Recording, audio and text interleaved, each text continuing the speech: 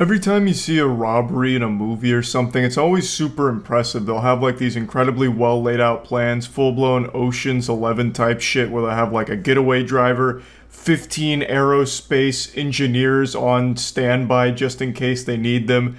They'll have like Jimmy Neutron in the lab cook up some crazy device to break into the big vault for millions of dollars. And it just always seems like, damn, you have to be a galaxy brain, 10-digit IQ mastermind in order to be a professional criminal.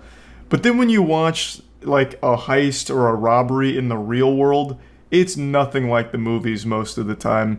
The plans are laid out in crayon 3 seconds before executing them. They're not looking at building blueprints.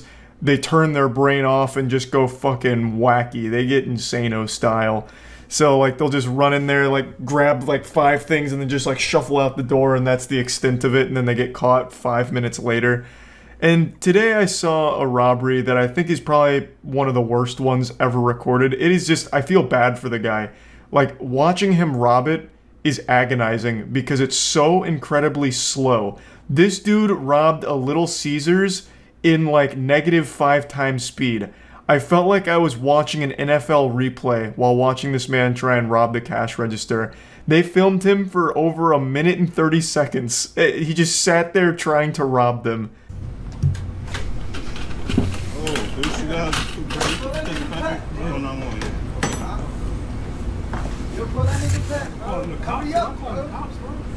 At first glance, I thought this was Pay Money Wubby robbing the place, and I thought to myself, God damn, he is really doing everything he can to get to the bottom of his turd kebab mystery. But then I realized that this is just like a generic default character in GTA Online. This was just like a preset. This guy's coming in here not even trying to disguise himself. Like, he didn't even bother to cover his face. He put on sunglasses, but they're too loose and they keep falling off. It's a disaster.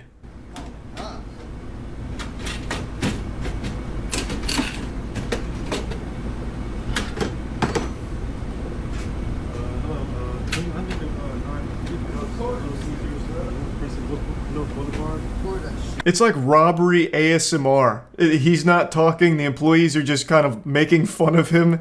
It's just like they're roasting him. It's just no one's taking him seriously. It's so unbelievably goofy. And the thought process here to rob a Little Caesars, bro, the pizzas are $5. How much money do you possibly think you can get from the cash register? He was better off just taking the whole register and trying to sell that. He would have made more money that way. He's going through this whole song and dance prying open the cash register, but he probably would have made more money just standing outside making balloon animals for people that came into the Little Caesars. He would have got more in tips than he did out of this register. It is $5 pizzas. I don't know what he was expecting. He hasn't exactly hit fucking Fort Knox here. It's Little Caesars. $5 pies. Like, I think he maybe got $20. Maybe.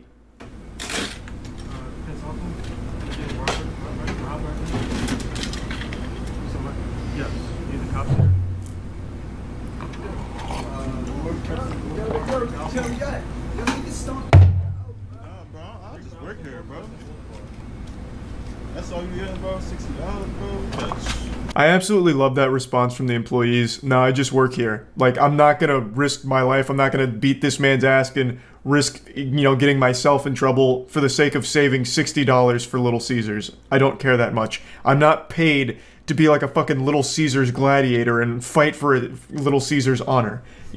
That's the right way of handling things. Just the employees like, hey, all right, you're robbing it? Okay, I'm not going to stop you. I'll just call the police, which they do. And then they just sit here and record all of it for evidence.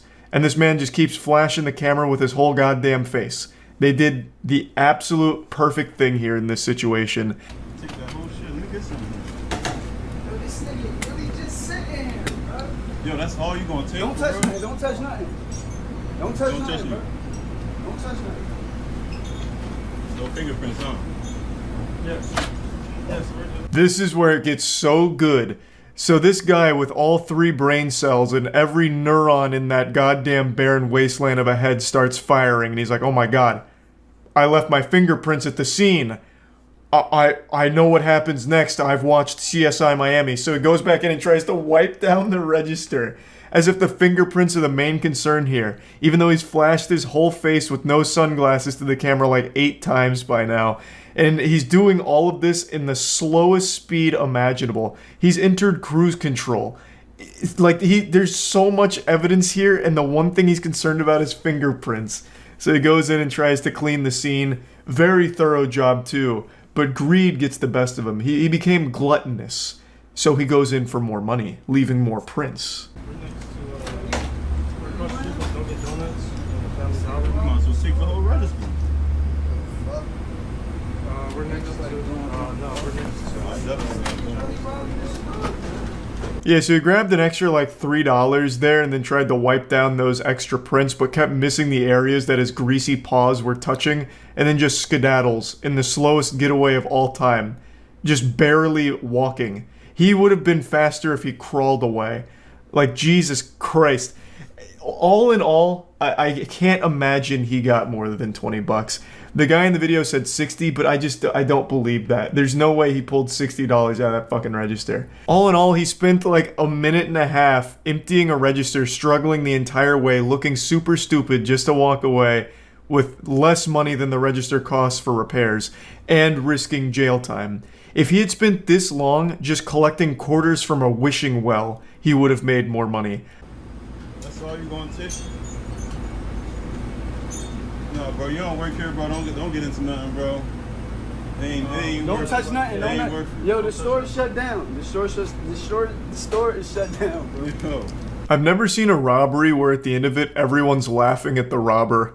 Like, what? How shameful. How truly awful. The most miserable and slowest robbery ever recorded here. It's like a PSA. You know those like over-the-top PSAs where it's like, you don't want to smoke a cigarette because you'll explode. And they just have like these crazy exaggerated cigarette smoking things. That's what happened here with this robbery. This is how, watch out kids, you don't want to rob. Look at how hard it is. And he's like fucking struggling with it for 2 minutes. Oh my god. There's no follow-up. I don't know if he got arrested. There probably won't be a follow-up since it's like a petty crime, but I'm sure he didn't get away for long. He was probably arrested in the parking lot because he probably just sat there. I don't even think he even bothered to like get away. But you could also see that the customer that had come in while the guy was still robbing them was really contemplating if it was worth beating this guy's ass. He could have easily snapped him in half, I think, and then he even like, you know, wandered out the door a bit to contemplate further, but the employees are like, bro, it's really not worth it. And it wasn't, you know, he didn't need to beat his ass. This was far more embarrassing than any ass beating could have been. So hopefully that customer also did get like some pizza or something, and they all just laughed about it. What a remarkably embarrassing robbery, and I just wanted to share this today because it put a smile on my face. So yeah, that's about it. So yeah. When you think of streaming, you probably think of someone playing video games or sitting in a hot tub, maybe even spreading their asshole if you're lucky enough. But today we're going to focus on a category called IRL streaming, which is where the streamer goes out in public and goes on little adventures like side quests in an MMO where they go and eat and hang out with friends and shit like that. Nothing wrong with IRL streaming, I want to get that clear. But there was a category of streamers, and still is, that their entire streams in the IRL category were just about harassing people in public with text-to-speech donations blasting to make everyone uncomfortable and just be this giant public shit stain. Just awful garbage, really. And today we're going to be talking about a guy who's more than a shit stain. He's the entire used and abused toilet at a fucking Comic-Con convention. His name is Sanchez, and he was an IRL streamer who would just go around insulting people to their face in New York and following them around, constantly just insulting them. He had donations on with text-to-speech, which would just blast slurs at people, so people would donate just to say slurs and shit like that. He's a young man who was so desperate for internet attention, he wanted to suckle on the juicy titties of internet clout. He looks like he still has his baby teeth in his mouth, and he wanted to chomp those teeth right onto that tender nipple of internet fame and take a big swig of her milk. And he would do anything for it. So his whole persona was about being an incel asshole. That's not me calling him an incel. That was his brand of content where he'd go in public, mainly insulting women. He targeted women mostly in his streams. A real brave guy. I'll show you a quick clip of that. I feel like I need to include this in every video now I make about shit like this since common sense is dead. Don't go harass this guy or the people that watched this guy. You're not some hero by harassing them. You're just being an asshole as well. So don't do it. How you like that, Stacy? You like that? You like that? How about you put a gun in your mouth and pull the trigger? You like that, Stacy? You stupid bitch. You stupid fucking bitch. You deny me? You like that? You like that? Give me something to lose. I have nothing to lose. I have nothing to lose. I have nothing to lose. Hey cute boy, do you like old fat lesbian pussy? Go get SSRIs. Go take your psych meds. Go take your birth control. Come on, take your birth control. Take it. Enlighten me on why I should even look forward to impregnating a woman. What do I have to look forward to? What do I have to look forward to? No, I want to speak honestly now. What do I have to look forward to? Seriously. What do I have to look forward to? Birth control. I know what you have to look forward to, Sanchez. 5 years in jail, potentially. I'm not going to show the whole Department of Justice right up here, but he was recently arrested, facing potentially 5 years in prison for bomb threats. He's done multiple bomb threats on stream. He's only been busted for one, but he's done a couple on stream, so we got ourselves a real fucking daredevil here. This guy's a real epic prankster. He's straight up Gangnam styling on the law out here. The majority of his streams were what you just saw, where it's him having this like hate boner for women that he jerks off his little micro dick about in public and just yells at them and blames them for all of the problems that he has. Watching one of his streams is sadder than watching an ASPCA commercial. When I first saw his channel a couple months ago, I thought it was like a 13-year-old boy going through a phase, and it turns out I was right. It is a 13-year-old boy going through a phase, but he's trapped in the body of a 19-year-old douchebag. He's basically if Xbox Live was a person. I'm going to go ahead and show you the first bomb threat that he made, and then I'll show you the one after that. Let's enhance their meal. Enhance the meal. No, behind. You would still be doing this. Allahu Akbar. Allahu Akbar. Bomb detonation in two minutes. I take you with me and I kill all you. I kill all you right now. And I kill all you for Allah. Fuck that shit. I'm gonna do it. I'm gonna fucking do it for Allah. I'm going to do it for Allah. Allahu Akbar. Come on, I do it. Bomb now. Yo, all of them scattered.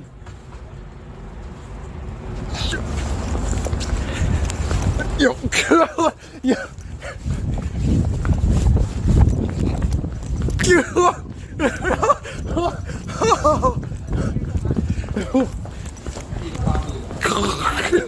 Holy shit. Good one. You fucking got him. Those idiots didn't have any idea that you're not an actual terrorist. You're just a fucking loser. Even when you're not making bomb threats though, I still imagine this is how most people act when they see you. They just fucking leave in disgust. You're like if a septic tank found a video camera and hit go live. It's like the world is Whoville and you're the Grinch. Everyone's just trying to forget about you and avoid you as much as possible. Now, of course, the standard defense is this is all out of context. He's actually a really good person. You just depict the worst moments. I mean, context doesn't help a fucking fake bomb threat or just harassing women in public or whatever, but I mean, that's fine. I have actually watched 3 full streams, start to finish. Not to flex too hard, but I only puked a couple of times. This shit was painful. Watching snuff films would have been less uncomfortable than watching his dog shit. Watching someone light my car on fire in front of me would have been less painful than watching his streams. This shit was brutal, but I did it just to make sure that there was no doubt that this guy was truly an abhorrent douchebag. He hasn't even accidentally been entertaining for even a split second. You'd think over the course of like 3 streams, 8-9 hours streams in total, that he did like fart at some point, which would at least be somewhat entertaining to someone, but not even that. Dude's butt cheeks are sealed shut, fucking sewn together. He can't even fucking fart to make something, make a little smile appear. The streams are entirely based around him spending extremely long following people, hurling insults at them, with them not even reciprocating, they just ignore him. It's like this guy's invisible. It's like your worst nightmare, where you are in a dream, and you're trying your best to like shout to someone, but they just keep walking, they can't hear you. This is that guy's whole existence. This man is truly invisible to everyone except his chat, and except when he's making bomb threats. And when he's not harassing people and stalking them to hurl the worst insults of all time, it's just his chat making slurs in their donations and him laughing at that, or getting the public's reaction to hearing slurs. It's fucking baffling. It is so sad. Let me show you another one of his bomb threats, though. Bomb Squad, thanks so much for the dono. Bomb Squad tipped $2. Bomb Squad. Attention everyone, this is not a joke. I have a bomb. I have a bomb. It is set on a digital timer and is set to go off in 10 seconds. 9, 8, 7, 6, 5, 4, Allahu Akbar. 3, 2, Allahu Akbar. 1, Allahu 0. Akbar. Boom. Just kidding, faggots. Oh my god, that actually worked. Holy shit. Let's go, baby. We just did that shit. That was fucking dope. Thank you so much for that donation, bro. Oh, that was hype. Oh, that just made my fucking day, didn't it? That made my fucking day. Holy shit. Thank you so much for that donation. By the way, whoever's watching and you report that, that was not me, that was a donator. And yes, thank you so much. Pretty random XD, Rar Sanchez. A Swiffer holds up Spork, does the narwhal bacon at midnight. You're such a random dude. Oh my god, you're such an edgy random comedian. He has a Swiffer in public. Wild. And he also just did a bomb threat prank. Hey! The highlights of this man's life are the most embarrassing moments of everyone else's. Like the things that keep you awake at night in cold sweats, like I can't believe I fucking did that, are the absolute cherished memories of this guy. And it's so sad. It is so sad. I've said it for a while, I think the internet creates losers, and this is a great example. He gets cheered on by his chat. His chat enables this and makes him believe that it's good entertainment, or like somehow he's actually doing something good for the world. The chat is laughing at him, not with him. He can't even get like even an ounce of legitimate support from anyone. He's literally a circus act for people, but they make him feel like he's the Joker. Oh, Incel gets rejected by a girl and no one bats an eye. But Incel sticks a Swiffer in the face of a random girl and makes a bomb threat and everyone loses their minds. It's so pathetic. I'd almost feel bad for him if he wasn't such an insufferable hemorrhoid of a person. Because the chat is the Frankenstein, and he is the monster that they've created. They're constantly encouraging him to continue doing this shit. In the few moments where he's not and he's just like hanging out to himself, people just leave and insult him. When he's not harassing people, people just fucking leave. So he just keeps doing it to keep the viewership there as people donate to insult him and insult the people around him. The chat is like constantly shoveling coal into this never-ending train wreck of a person. It's like Snowpiercer if the train was just this constant degenerate express. It's fucking wild in the worst way. I think it is great that he's going to jail. Well, hopefully going to jail. Because I think that'll be the best thing for him. Just like a full reset. This wouldn't be the first time a streamer goes to jail for bomb threats. There's of course the extremely famous one from another streamer where this guy was actually facing up to 10 years in prison for this. C4 has been successfully activated. Bomb detonation countdown successfully started.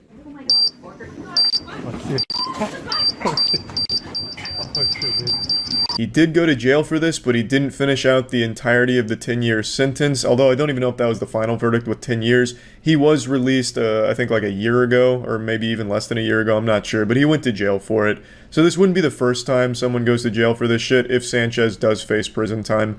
But anyway, I wanted to share this story with you because it's a pretty wild one. Luckily, these kinds of streams aren't that popular anymore. IRL streams I've always enjoyed. I've always been a fan, but I've always hated like the public nuisance element of it where they feel like they're invincible because they have a fucking video camera going, so then they just start becoming huge fucking douchebags to everyone in public. So yeah, I just wanted to quickly share this story. That's about it. So yeah. I've lived in Florida my whole life. I've seen things that you'd only read about in fairy tales. I could tell you stories that you would swear were false. I knew a guy in college who used to ask to lick people's shoes on the streets, the bottom of their shoes on the street, for his own sexual gratification, I imagine. I don't know if it was sexual, it's my theory, but he used to love licking shoes, and he became known as the Ybor shoe licker. Ybor being the area that he resides in. Point is, I'm getting lost in the lore of the Florida comic book superheroes. The point is, these eyes have laid upon things that could traumatize even the most grizzled of Navy SEALs. And yet still I'm surprised by some of the things that happen in Florida. Today I watched a news story that I can't make heads or tails of. I don't know who's in the right and who's in the wrong here. You know, so I just wanted to share it with all of you because it's starting to convince me that Florida is not even a real place. It's just like a giant sketch comedy section, like a quarantine zone of bad sketches gone wrong. Well, I went to jail.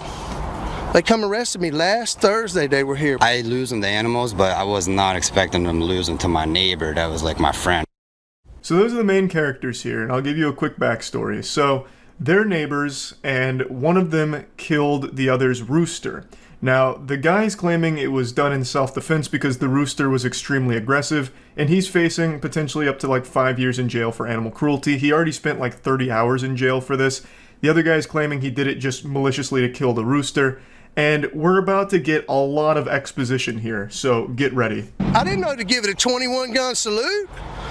CPR, mouth to mouth, or call the chicken ambulance. Big Roo was Jason De Felice's pet rooster. That is, until James Nix hit it with a stick. Now, like a game of Clue, we have the murder weapon and the location of the murder. But we don't know the circumstances as to why. We know James is responsible for the execution of Big Roo, but we don't know the motive. We also know James sounds like Larry the Cable Guy, but that might not be good evidence for us. We get James's side of the story here, and the way he tells this war story makes it sound like Big Roo was the raid boss of this trailer park. He makes it sound like, Big Roo was coming around the block to shake James down for his lunch money, and James panicked and in self-defense hit it with a stick, which unfortunately killed the rooster. He didn't mean to kill it, he just wanted to get it away from him, but it unfortunately led to the demise of Big Roo. He then says that he didn't do CPR or mouth-to-mouth or call the chicken ambulance, saying that he didn't know what to do, kind of panicking about it, which I don't think is going to help James's case here since he just left the body in a ditch. He could have absolutely called the chicken ambulance. I mean, we all know that hotline number, it's like the Ghostbusters, who are you going to call? Chicken ambulance. But he didn't do even that, so he hit it with a stick and then left it. Which is sad, and I do know from personal experience, roosters can be some real aggressive sons of bitches, that's for fucking sure. I remember being a little kid and like a school field trip took us to a petting zoo. Bro, those roosters will come at you with a head of steam sometime, looking to take your fucking heart out. So I have no doubt that there probably was an element of self-defense here, but I don't blame the rooster or anything, I blame the owner. He was being kept as a pet, and the owner clearly does nothing to like monitor it or keep it on a leash. Though I don't know if you're like supposed to keep roosters on a leash and walk them or something, that I'm not familiar with. But like at least keep them from like just wandering in neighbors' yards and being let loose. The owner just didn't do anything to protect his pet and just let it wander the entire neighborhood, which gets brought up here in a minute. So I'm defending myself. I was feared for my safety, and the chicken died. Nick says the rooster attacked people. I have not heard that, because I know the neighbor here, I know him. Like, we're friends. He never said anything to me about it. I did tell him, after the chicken hit my dad, I said, hey man, the chicken attacked my dad. Oh, it's just a chicken, what's he gonna do? Okay, well, look. Now James pulls out the receipts here. He's got the photos to prove it. Man was using that Dell laptop to print these bad boys out specifically for the interview, showing that the chicken does have a history of attacking. So he's saying that his father was a victim of the Big Roo, and you can see some of the scars here. So Big Roo was terrorizing this area, though Jason disagrees, saying that no one ever said that, including James. And truthfully, I just don't know who to believe here, because it's very possible James could have just printed off any photos of a leg injury and claimed it was Big Roo that did it to try and establish a history of violence, to try and justify the self-defense with the stick. And I'd like to see the stick that struck down Big Roo, because that's got to be the biggest stick in all of Florida. Like a goddamn mahogany tree trunk, or like a caveman's club. To take out Big Roo in a single strike, that thing must have been the weight of Thor's hammer. The neighbors even disagree on how others saw Big Roo. The kids that used to live over there, they were throwing rocks and sticks at this chicken to keep it away. I know the kids down here, they played with the rooster a little bit, like would throw rocks at it and chase it. Jason, that's not playing with the rooster. That's being afraid of it and trying to get it the fuck away from them. Who plays by throwing rocks at each other? Hey, Bill, come on over here. Let's play this fun game of being stoned to death. It's great. Like, again, it's hard to know who's in the right and who's in the wrong here, but I am leaning more on the side of James did this as an accident in self-defense. Jason's attitude is pretty douchey, and he does not understand what playing is. Oh yeah, that James is a real jerk. He's a no-good liar. Everyone in the neighborhood loved Big Roo. The kids would throw rocks at him, run away screaming and crying. It was so much fun, and I know they're going to be really upset to learn the news here. Also, I think Jason does bear a big fault because he's the pet owner, and he did nothing to, monitor the pet, just leaving it completely open to roam the area, clearly. Even he's not defending that. He's talking about how, like, the neighborhood kids would throw rocks, so clearly there's a history of Jason just letting the rooster wander around completely unsupervised, which is very irresponsible. One day when Nick says the rooster followed him and attacked him. His neck flares up, and he's doing his thing, and he's trying to jump up at me. He was trying to get the animal away. This makes total sense to me because if there was a big rooster coming at me and it started busting out the Squidward dance, I'd probably panic too and try and flee, or, flight or fight response would kick in. It'd be a real mess. Again, the way James tells this story just seems a lot more genuine than the way Jason tells it, but it's just so hard to know for sure. But I also think it would have made a lot of sense if James truly did this in self-defense, to go to Jason and be like, look, man, we all loved Big Roo, and unfortunately something tragic just happened, and then explained it to him. I feel like it wouldn't have got this far, but it seems like he just left the rooster's corpse outside, just like rotting outside. So, which means that Jason now doesn't trust James' story because James made no attempt to, like, communicate what actually happened to Jason, I guess. This is just, there's so many fucking plot lines going on here. I feel like I'm trying to dissect Evangelion. It's just so many moving parts. And I try to hit it, but the chicken's jumping up at me, and I accidentally knocked it in the head. Call it a lucky shot, whatever. But when Dave Felice came home, all he saw was his rooster dead in a ditch. You see what I mean? Leaving the body out there was just a bad move from James because it immediately makes Jason question what the fuck happened and why. It makes it seem like James just killed his rooster in cold blood and left it outside like a trophy or a warning to other roosters, like Vlad the Impaler, putting the goddamn Big Roo on a pike. It's just there could have been a much more efficient way of handling this, just like more communication, like, Jason, you stupid imbecile. You again left Big Roo unsupervised and it tried to attack me, and I accidentally hit it in the head, and unfortunately it went right to Valhalla. They could have talked it out. They both shoulder a lot of blame here, but I really do think Jason's intentions were self-defense. Roosters, again, from what I understand, can be very aggressive. Jason openly states, yes, this rooster just wandered around this entire area. Neighborhood kids threw rocks. The other neighbors over here, knew the rooster. So clearly there's just a lot of problems in general with what happened here. And it's a sad story, but one that I find so fascinating. I said I'm calling JSO. I called JSO. JSO didn't do nothing. Then a couple days later, I realized I could call animal control. And in late June, James Nix went to jail for animal cruelty. Next thing you know, he calls the chicken police on me. That's the last organization you want to visit from. The chicken police are no-nonsense, ruthless, strictly business, merciless, and they will fuck you up. God have mercy on the soul of someone who gets a visit from the chicken police. While the neighbors continue the fight, Nick says he never should have been arrested. Chickens are dying every day, people, at churches, Popeyes, and Kentucky Fried Chicken. Really? He's not wrong, but it's not a great comparison either, because it's not like those chickens are being hit with a stick in the back of the restaurant. They were factory farmed. This was a guy's pet. Again, I think both people are at fault here, but I just don't know who's more in the wrong. I don't know if it's necessarily animal cruelty if it was done in self-defense. Like a rooster, they could hurt you, right? Like, it's not like they're completely unable to do damage to human beings. People get attacked by chickens and it causes damage. Usually not life-threatening or anything, but you still don't want to just be attacked by a random animal just on your way home. Again, Jason shouldn't just let his roosters wander around and, rampage this whole neighborhood. And James should have done more to tell Jason what happened. That it was an accident, that Big Roo attacked him. So, again, just a wild story, and Florida is just so full of wackiness, I couldn't help but just bring this one up. That's about it. See ya. neither of them. Oh, Steve from Blue's Clues is out. Judge Buzzard springs into action. And it's on. Like the judge is going after them on foot The himself. two escapees are in handcuffs and prison-issue sandals. Oh, he ate shit. He's like the Terminator As does out here. This bright orange clue here. He's just slow riding They it. made it to the 3rd floor. Uh-oh. Here he comes. Man, this guy loves And now to the justice. 2nd, just 1 floor away from freedom. Oh God! Buzzard is gaining some ground. Judge Buzzard! About to fucking eat him! Oh!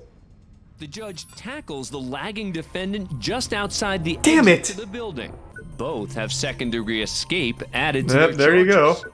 I didn't try to escape to get out. I tried to escape to get well, and I tried to do what I could, do what I could do to get my drug addiction. What? We're heading out to Jackson, Michigan. to the Okay. 4th Circuit I mean, I guess Court. that makes sense. He was just running from the courthouse to rehab. He didn't want to wait. This man, Jacob Larson. This incident's a violation of a restraining order against Jacob. All those messages were like, a lot of them were like last year. Man, you really can't afford like a usable camera here. This quality is abominable. It's like a fucking picture of Sasquatch. 4 months earlier. Yeah, I know, but it's like this, like fatal attraction. Are there even people here? This is just like a video game glitch, like when you go out of I bounds. told you. You know what? I told you to leave her alone, and apparently that. Oh, please fight again. God damn it, I want to see it again. Today, you're going to jail for the jail. You and her are all You know what? You got a bad attitude. You had a bad attitude last time you were in court. Okay? You and her are buddy. You all get along. He's probably fucking your girl. What do you think about that? County jail. You want to go for a year? Try it right now. Do it. One more He's night. bluffing. He doesn't have the power. Over Facebook. You're going to jail for a year in the county. 365 days county jail. Can't do it. What do you mean you can't? It's crazy how many people say you can't do that. He's the fucking judge. Like, what do you mean? This man can tell you have to stand on a corner with your butthole flexed in front of a traffic light if he wanted to. Put your hands behind your back. Get to know you all too much. That's all right. 93 days. It holds true. The quickest way to tell when someone's an insufferable asshole is when they call themselves a good person or a nice person. That's how you immediately know that you will never like that person, and they certainly are not good or nice. As he pulls out what appears to be... He's going in! No one seems to notice until... He's making a statement. Shockingly, he lights up. And this time it's noticed immediately. Hey! We the people deserve better. Oh, what a hero. My man. We the people deserve better. And on that day, weed was legalized. Taken away by the court officer, slapping Boston with a disorderly conduct charge, as well as another charge of possession. But he can sleep easy at night knowing that he was on the side of justice and brought change. The joint that changed everything. There's a lot of things that you can do, and your life doesn't have to be over. That is a useless law, but that was such a fucking dumb idea. Like, what did he expect? My god, he's so brave. That's it, I'm changing the law right now. Apparently here's some snickering from Casal's family sitting in the gallery. What the fuck? You can go too. Whoever can sit here at a tragic moment like this and laugh and smile. No, throw her in jail, fuck that. If I was a judge and heard that, she'd be going right to jail, fuck her. You cannot come down What to a the piece Frank of Murphy shit. Hall of Justice. Ma'am, you are being taken into custody for criminal contempt. Your disruptive and disrespectful behavior disrupted today's proceedings, and you, ma'am, are going to the Wayne County Jail for 93 days for direct contempt. Now that's what I'm fucking talking about. Well, it's been a while since I've had a full-blown justice boner, and that just triggered it. I wish it was more than 93 days, though. Donna seems to have learned a serious lesson from just one night behind bars. Don't you fucking dare let her out. Miss Carson, is there something you'd like to say? Yes, I deeply apologize. In fact, laugh at her. Laugh at her. Laugh in her face. A hearty belly laugh. Ho ho ho. Ha ha ha. Judge reprimands father of 40 children. Holy shit.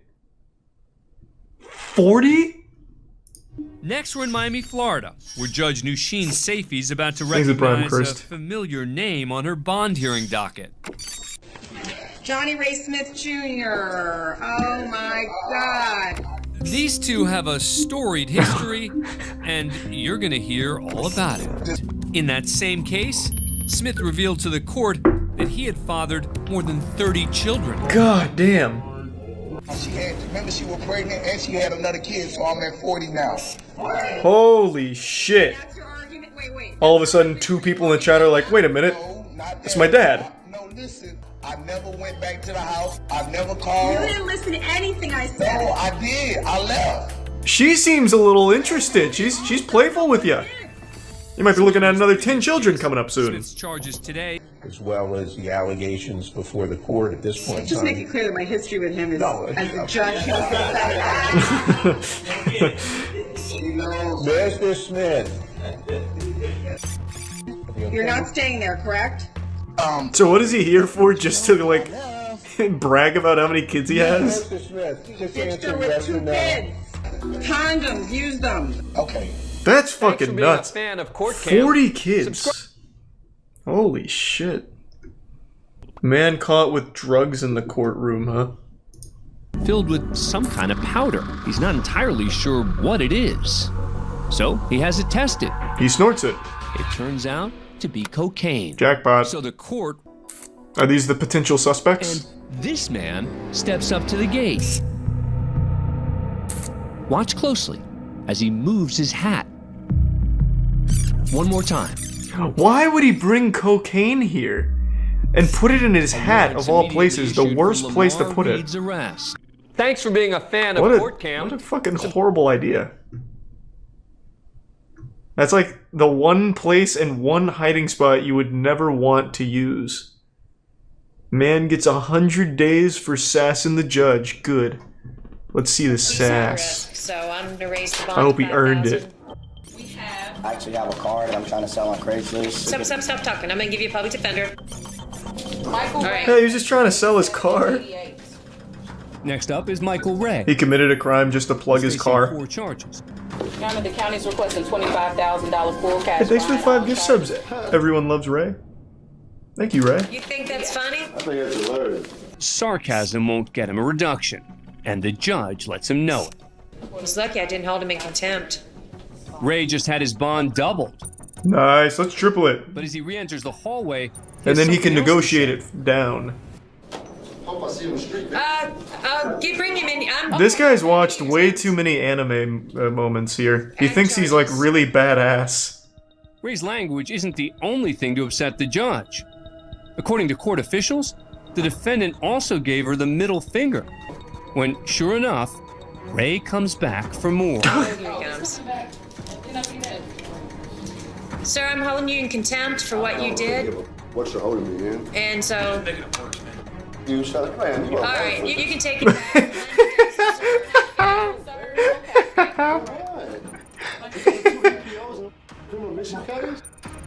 That's right. That felt like something right out of GTA RP. He's done. I think we need to. Yeah. Can we bring him back? Yes. What started out as 4 serious charges has grown into a grand total of 10. Nice, go for 20, don't be a bitch. Yeah. No, I figure that's just a That definitely cut deep on the lawyer being called the useless like that. Thanks for being a fan of He Court didn't like Cam, that. where it's very early on a Sunday morning, and all is quiet. Until... Oh, shit! I was expecting that, but I thought it was gonna be like a garbage truck. Their pickup right through the front of the building to steal an ATM machine just off camera. Oh. This is just one of a series of recent break-ins involving I see. ATMs, just as the truck hits the gas to dislodge the ATM. With nothing more than what appears to be a bare cash deposit box, Nice. thieves come up empty and drive off. What do you mean empty? They were there for that little 3 box. days later, after the courthouse boarded up the windows,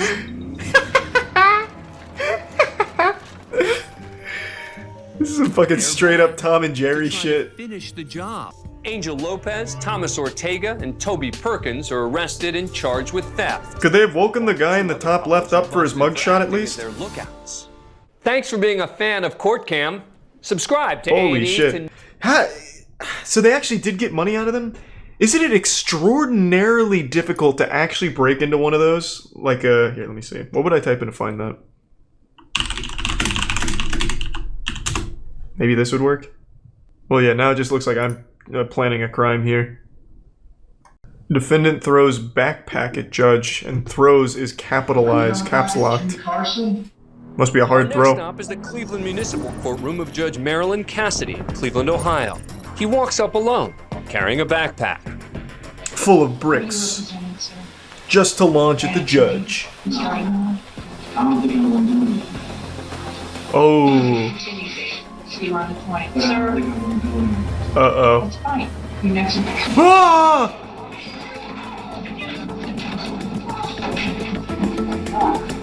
So it was right. He isn't going to do any of that. He's just going right to jail.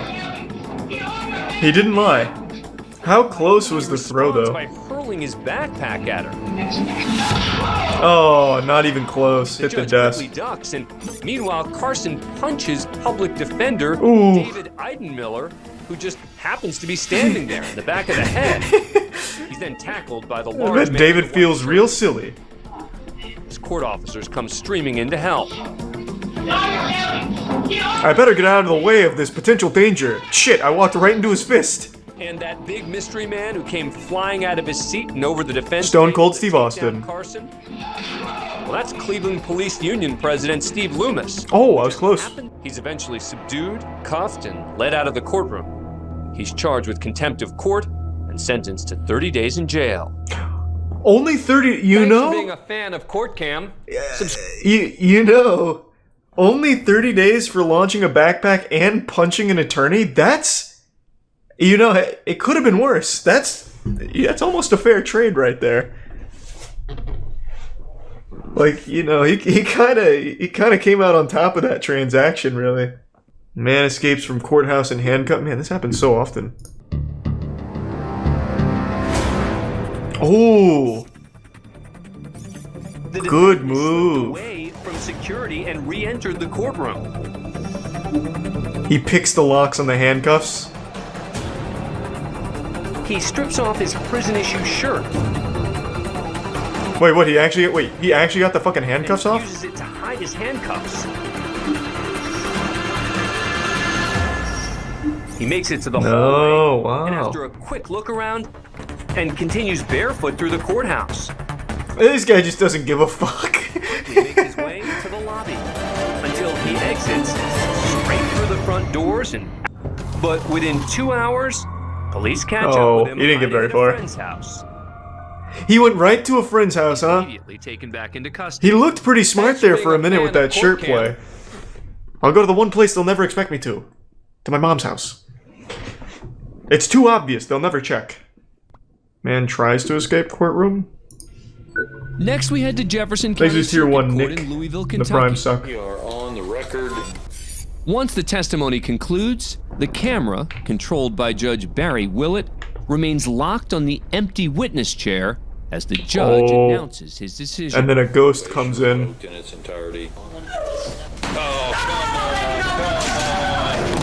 That flash across the screen was Woodford making a run for it. Yeah, I was able to pick up on that. I was able to piece that puzzle together, actually. That the man running was probably the guy. Can be heard pleading with her boyfriend to stop. Go with me, please.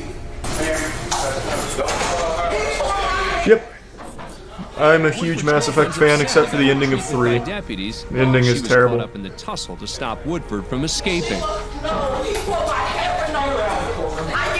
Thanks to resub T-. And I'm not sure, I'd have to think about it. Well, that's a first in 19 years on the bench. She did tackle him on the way out. Are you okay? He sounds like Winnie the Pooh. Woodford's girlfriend requests Oh, well, I guess he did try and escape. what happened to her. How about some honey? Record in the Woodford. Man gets tased in court while trying to clear his name? Ah, that sounds cool. We now head to the Nesbitt Courthouse in Anchorage, Alaska. That they had screwed me out of a plea deal, that the state had falsified evidence, and now they're lying it's a about grand everything conspiracy. to cover it all up, and that's just just the beginning of it. That's right. The game pilot and tour guide is seeking to clear his Jesus, name he's even got a map. decades-old conviction. That is another felony. I don't think you're gonna get these felonies to work. Because somebody has to. No matter how hard you stomp.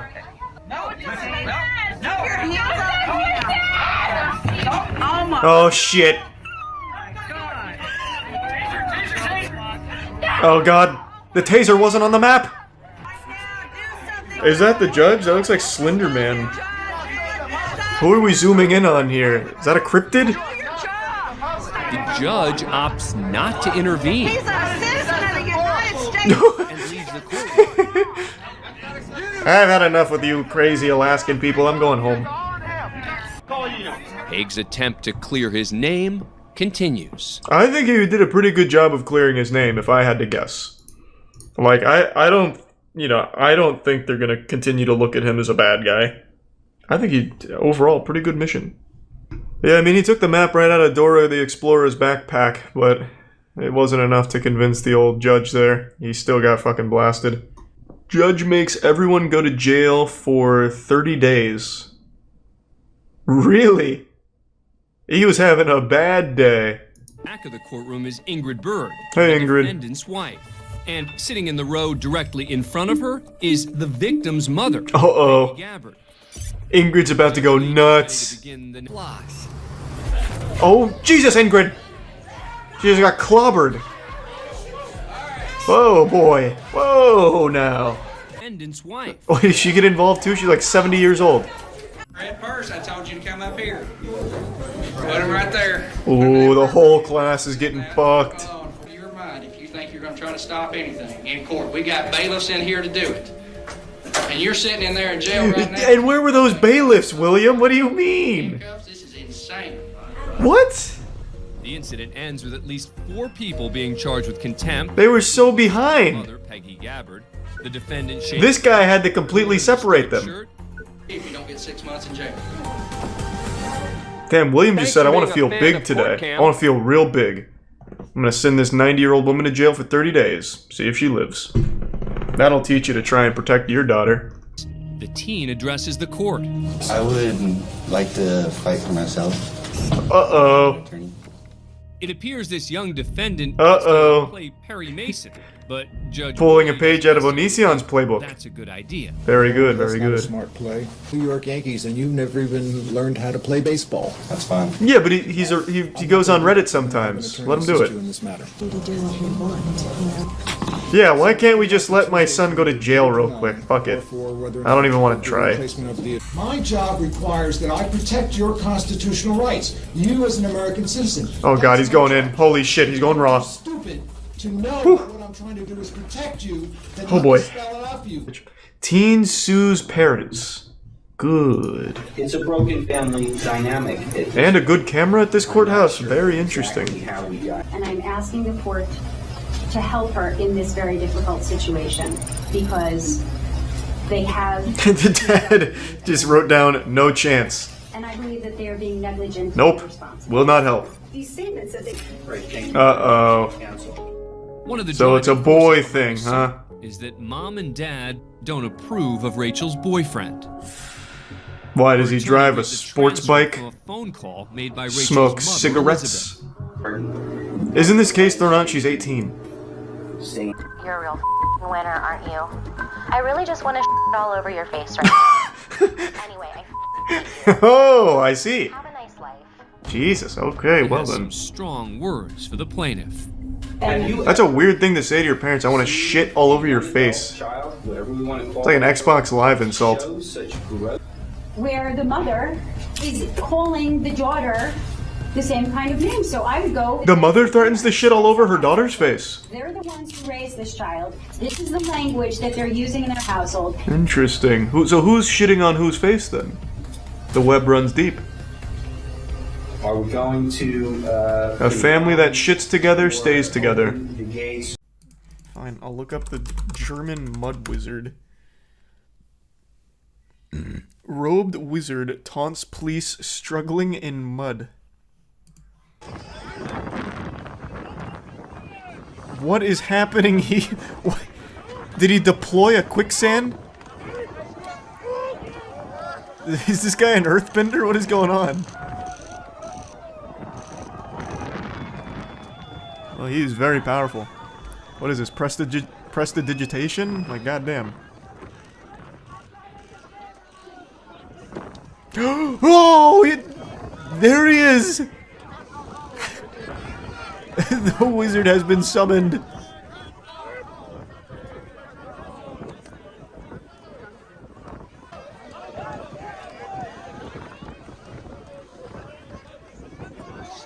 Man, all of these police officers are like turtles on their shell. Jesus Christ.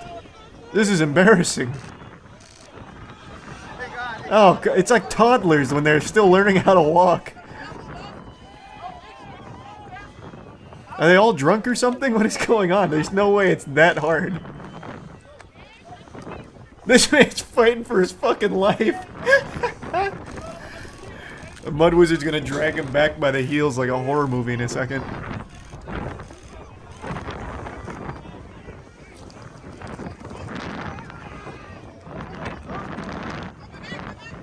Man, at this point, just start doing, like, rolling.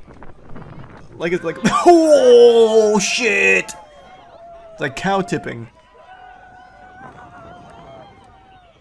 The Mud Wizard strikes.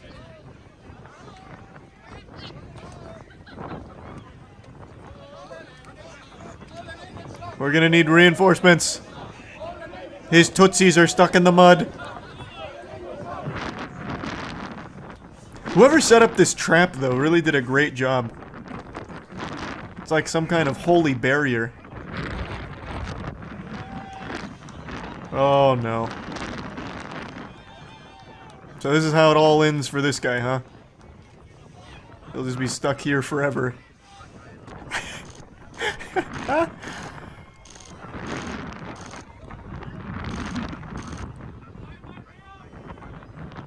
Oh, come on! He's almost there, let's go! Oh no, it's like bowling pins. Oh, jeepers. Oh, Jiminy Christmas. There we go.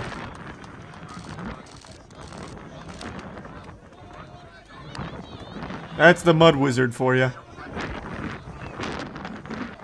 And none of them can navigate the mud pit.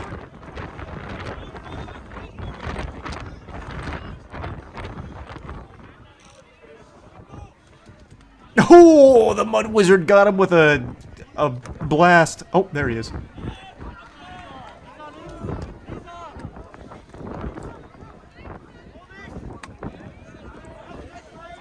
You're in his territory now. This is his domain.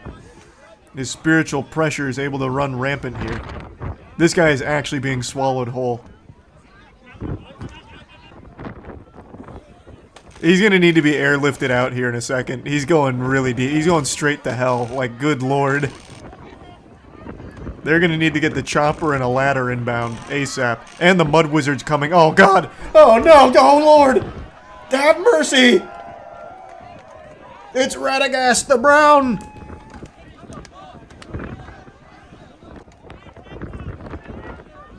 Man, this goes on for so long.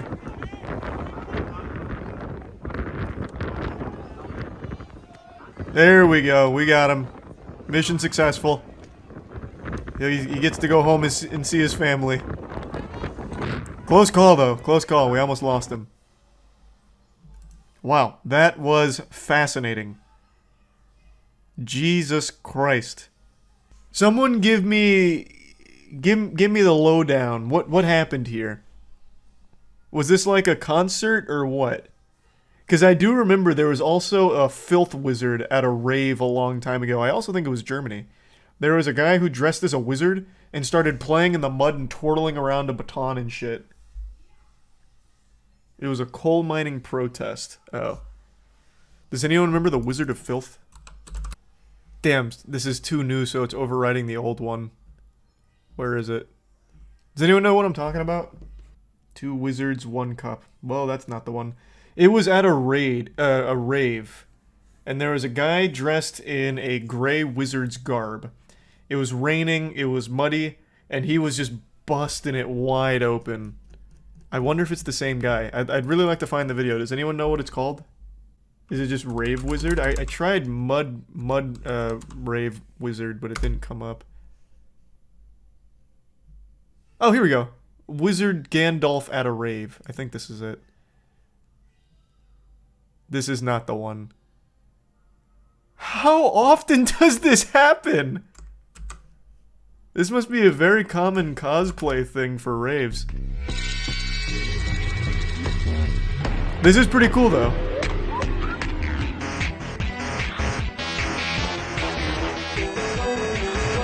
He was wearing gray wizard gear.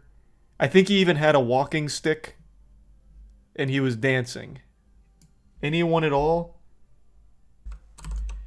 Why is it? I'm pretty sure I even showed it on stream at some point like 2 years ago. What the fuck? Why is this so hard to find? Am I crossing wires? Was he not in a wizard's getup? I'm pretty sure he was. Here, I guess I'll pull this up. Maybe this will jog someone's memory. This is kind of what the environment looked like.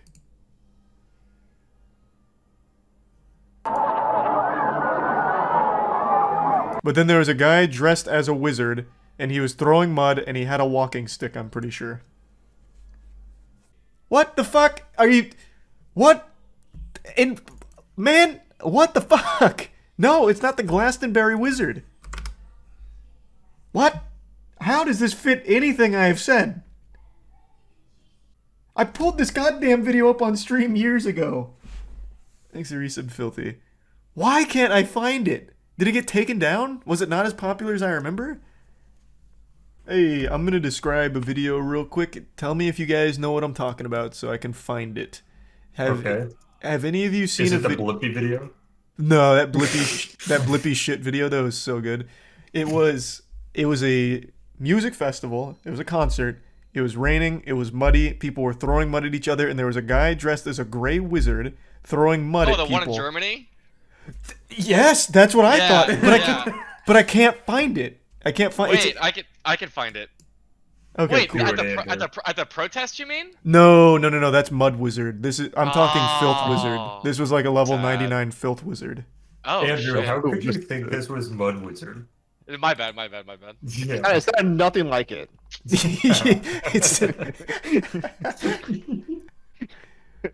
Fuck, I can't. Very different levels of magic. How can chat not find it? No, I pulled this fucking thing up on stream years ago. He was not the focus of the video. I will say that. The video was focused on the wizard's concert. a red herring here. Yeah, the wizard was just like a pretty like small piece of it, but like he became a meme. They called him the Filth Wizard on Reddit. Messy Merlin? Maybe it was Messy Merlin and you're thinking of Filth Wizard. It's not Messy Merlin. Literally nothing came up with that except a beached dolphin. Oh. Is it Polish Golem at a rave? That's... Wait, that... What the fuck? So deep. No, God, is anyone even listening to me? It is not Polish Golem. He is not even wearing a wizard's garb. Alright, so describe the video again, but this... like really go into some detail here. Oh, wait, we forgot a guy. How did we possibly miss that guy? So... Wait, we forgot a guy? This seems... just chilling. This seems like a pretty common thing. So it was a rainy day. The video, it was still raining. Everything was covered in mud and filth and shit. And there was a guy in a wizard's cloak who was throwing mud at people and dancing. And I'm pretty sure he had a walking stick. But yeah, this video is cool. Positive it was a music festival? I am 100% sure it was a music festival. Unless they just do like mud parties. Oh my god, look at it. Yeah, he just knocks... He uses his fucking most powerful spell to root that fucking that SWAT police officer in place, and then he pushes him over. Yeah, he casts a crazy root on that guy. The whole department honestly fell victim to the CC. It was really good. Naked mud monster running uphill at Australian music festival? He definitely wasn't naked. I would remember if he was hanging on. Oh yeah, this is straight up. Wait. He's straight up naked. Wait, I think I found it. What's it called? Here, I'll just send it to you on Discord. I hope this is it. Is he like playing with fucking like light up balls? Oh no, that's Rave Wizard. God damn it! Why are there so many fucking wizards? There's a lot of wizards in the world. You'd be surprised. God. Man slides into girl peeing at V Festival 2012. That one got promised. Last night in bed, actually. Oh my, yeah, she's peeing on the ground and he mudslides straight under her.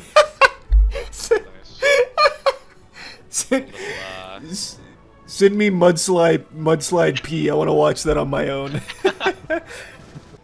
Look up Magsmrodu. Okay, last one though before doing this encounter. Actually, last one. Alright, everybody's ready except for Charles, I think, because he's looking up a video. Oh, the filth wizard! Yes, wait, that's it. It's in a different language. That's why we couldn't find it. I got everything right except for his cloak. It's not a gray cloak. Put it in the raid group so everybody can join in. Yeah. Hold on, let me drop that in there. You're gonna have one message in this Discord and it's that. Yeah, it's just filth wizard. Here, let me make sure it's not Toss and I'll pull it up on stream. I don't think it is. In fact, it's actually not even a wizard at all. Yeah, that's just a man with a stick. But they called him. This was so misleading. If you go into the comments, I promise you they're calling him filth wizard. They're all talking in German. Holy shit, that wall of noise. Whoever this is. He actually only has a stick. Why did you... Wait, he's just drinking the mud? Yeah. So he's not playing with the mud, he's drinking it. That's why I got confused. Wires got crossed. But yeah, this is... They called him... Somebody find this. I don't know, they called him the filth wizard, though. I swear to God, they called him the filth wizard. Look at that good Samaritan coming up and saying, "Hey man, stop drinking that fucking water." Oh, when I translate Magsmrodu, it translates to stink mage. Oh! Alright. Let's get started. Yeah, staff just posted it. The stink mage replenishes mana in the tainted moon well.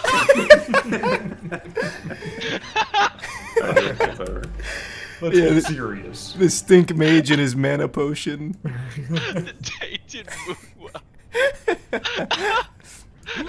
I told you, that video is such a fucking banger.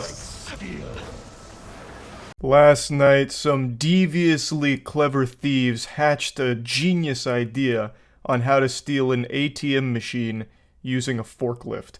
This isn't the first of its kind, and it certainly won't be the last. In fact, it's a pretty popular genre of content online, with surveillance cameras capturing goofy ATM heists, and it's always a whole team of clowns that show up to the party, and somehow none of them had any neuron activation to plan beforehand, because it almost never goes right.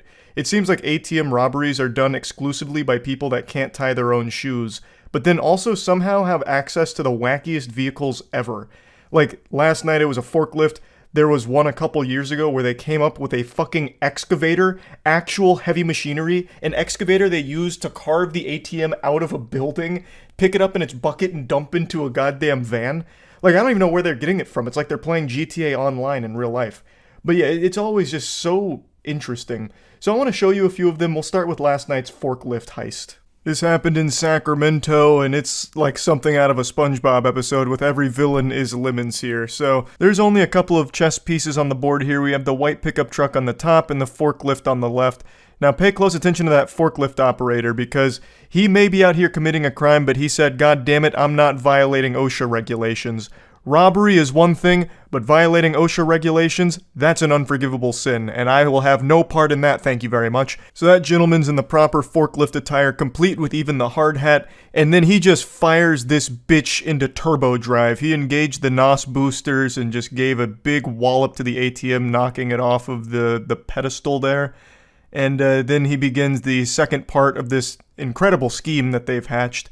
The truck driver throws that ass in reverse to get in the proper position to receive the ATM, and then the forklift driver comes over here and just skewers it.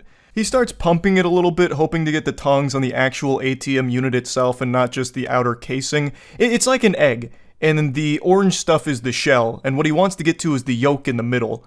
So, with the delicate hands of a surgeon, he gets underneath it and cradles it like a baby. So mission accomplished so far. He's got the ATM on the forklift, and now it's just the last little piece of the puzzle, and he blows it. Yeah, he blows it. A bit of a fumble there, miscalculation, could have happened to anyone. And as you can see, it's happening to the best of us. Now all of a sudden there's a spectator in the stands. Another car swoops in here, a variable they couldn't have accounted for, and this had to be the most shocking moment of that driver's life. What started as just a normal trip to the ATM ended up with him getting caught in an idiot's sandwich, so he says, you know what, I'm not hungry, I'm going home. And just when you thought this game was over, sports fans, wait until the fourth quarter, because look at this comeback. A perfect exchange from forklift to truck bed. Dominic Toretto puts pedal to the metal and drives off. No need to fasten or secure the ATM in the truck bed. It's not going to fall off. They're operating off hopes and dreams. And when has that ever not been enough? According to news reports, the ATM fell off a few miles up the road and ended up causing a car accident. So I can only pray that whoever was involved in that accident is okay. Just, who could have seen that coming? Into the bed of the truck, only for it to fall off in the middle of the street, causing a traffic accident. No one could have accurately predicted that that would happen. Just truly a freak accident somehow, that ATM falling off the truck. But I don't want to just talk about just this one ATM heist, because there's so many that are just as wacky and goofy, so I want to show you a few of them. But before doing that, I want to show you something that is far more valuable than an ATM machine. It's Godslap. Issue 4 of Godslap, to be precise. It just dropped today. Issue 4 of Godslap is here. This is the standard cover, as well as always, 2 beautiful variant covers. And the story is really, really getting good, so you don't want to miss it. Godslap Issue 4 is available right now at badegg.co. And if you don't want a physical copy of Godslap, there is a digital download as well. So definitely make sure to check that out. It's our comic series we've been working on for a few years now, and we're really starting to get in our stride. We're entering the golden age of Godslap, baby. I know I've already shown this clip before, but since I mentioned it at the beginning of the video, I figured there's no time like the present to once again put it in the top of everyone's mind. This is the infamous excavator ATM heist here. So this is a stolen excavator, and they really gave it a workout. You can see him going fishing here for the ATM, just really digging in there like someone trying to get the last bit of toothpaste out of the tube. Finally gets the ATM in the bucket, and here's his good friends here, the foot ninjas from the Ninja Turtles. That man up front is striking a power stance like actual NPC energy, and then he gets it and just puts it in the open sunroof of the van. And let me tell ya, perfect calculations because it fits like a glove. Look at that. Putting the square into the square hole just the way we used to do it when we were kids. Jackpot. Now, it may not have, fit as perfectly as they maybe drew it up in the playbook, which is why they give it a couple of little slaps to try and get it down a bit deeper, but at the end of the day, it was good enough, so they were satisfied with a job well done and drove away. The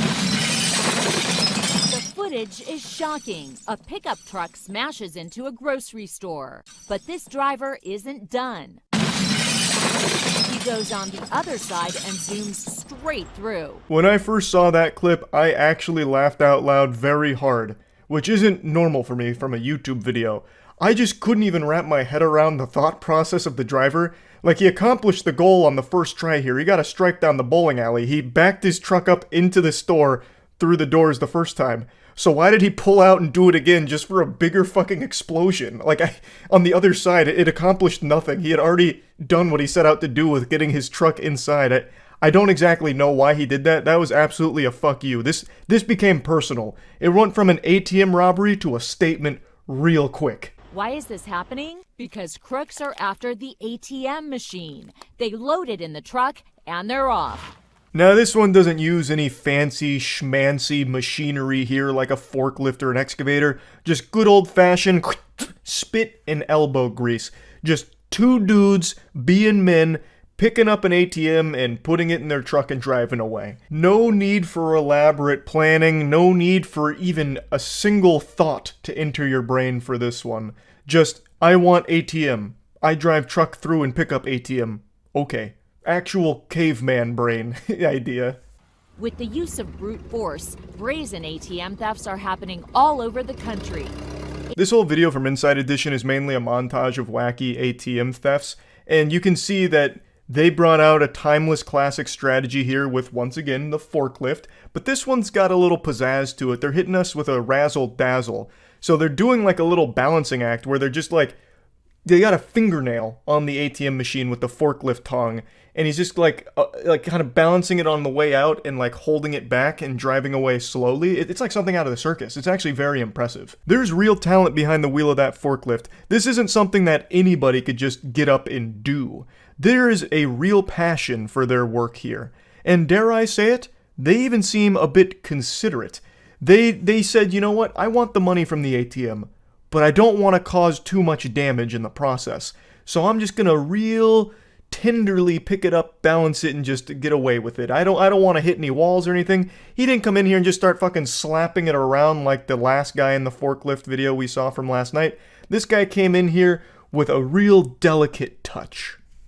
Or at least that's what the video showed. Maybe right after this brief clip, the guy just goes ballistic and starts just like speeding the forklift into everything he can find. Maybe. In Chicago, a crook wraps a rope around the ATM and gives the signal. A truck then hauls the machine through the front door, even injuring his partner. That one's probably my favorite. Just a beautiful blunder, really. Wraps the cord around the forklift, and then he's like, all right, punch it. And then he just gets absolutely blasted by the ATM. He didn't stop to think for just 1 second how the world works with physics and shit, that by standing at the doorway where the rope was leading out, that the ATM would follow that trail. So he just stands right in between a bullet and a target here and takes a hit to the leg from the ATM. It just comes through like a cannonball and annihilates him. His knee got busted up in a big way. It reminds me of a tweet I read like a month ago where a guy took a bad step at a baseball game and he like blew out both of his knees. The tweet said, this man just blew his ACL, MCL, DVD, and NBC. And that's how I feel about this clip right here. That ATM absolutely fucked his knee, I think. Now, I don't think it broke his leg because it seems like he was able to like kind of limp away, but that's no doubt just all of the adrenaline that kicked in to, you know, not get caught here.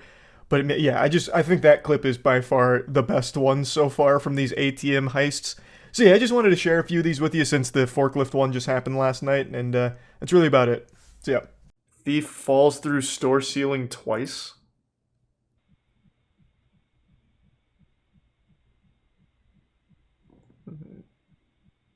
Oh, he's over here. Oh, this guy's a genius. He set up a decoy. I thought this was him. I was wondering how he gets to the ceiling. Oh, we got a real fucking criminal mastermind here. He thought of everything. It's like some shit out of Johnny Bravo when he went to steal a giant diamond. He's got like a little rope and everything. I just don't get it though. Thank God for that rope, am I right? A nice slow descent. What's the point? He's clearly he's robbing the place. Look at all the good loot he's walking away with. Or maybe he just wanted to try out his rope. I'll see if I can break into this place with my rope, fuck it. Oh, he's trapped in here. This man's hatching so many plans, and every single time he thinks of one, it almost immediately doesn't work. But he's on to something now. Unfortunately, the title spoils what happens next, but I like where his heart's at. He's hatched an idea and he's acting on it. I can't imagine where he falls through next. Why would you climb up here and then go this way? Oh, I see. He never even made it onto the panels. I wonder how he's doing now. Oh, he's fucking cooking. He's almost out. I see it.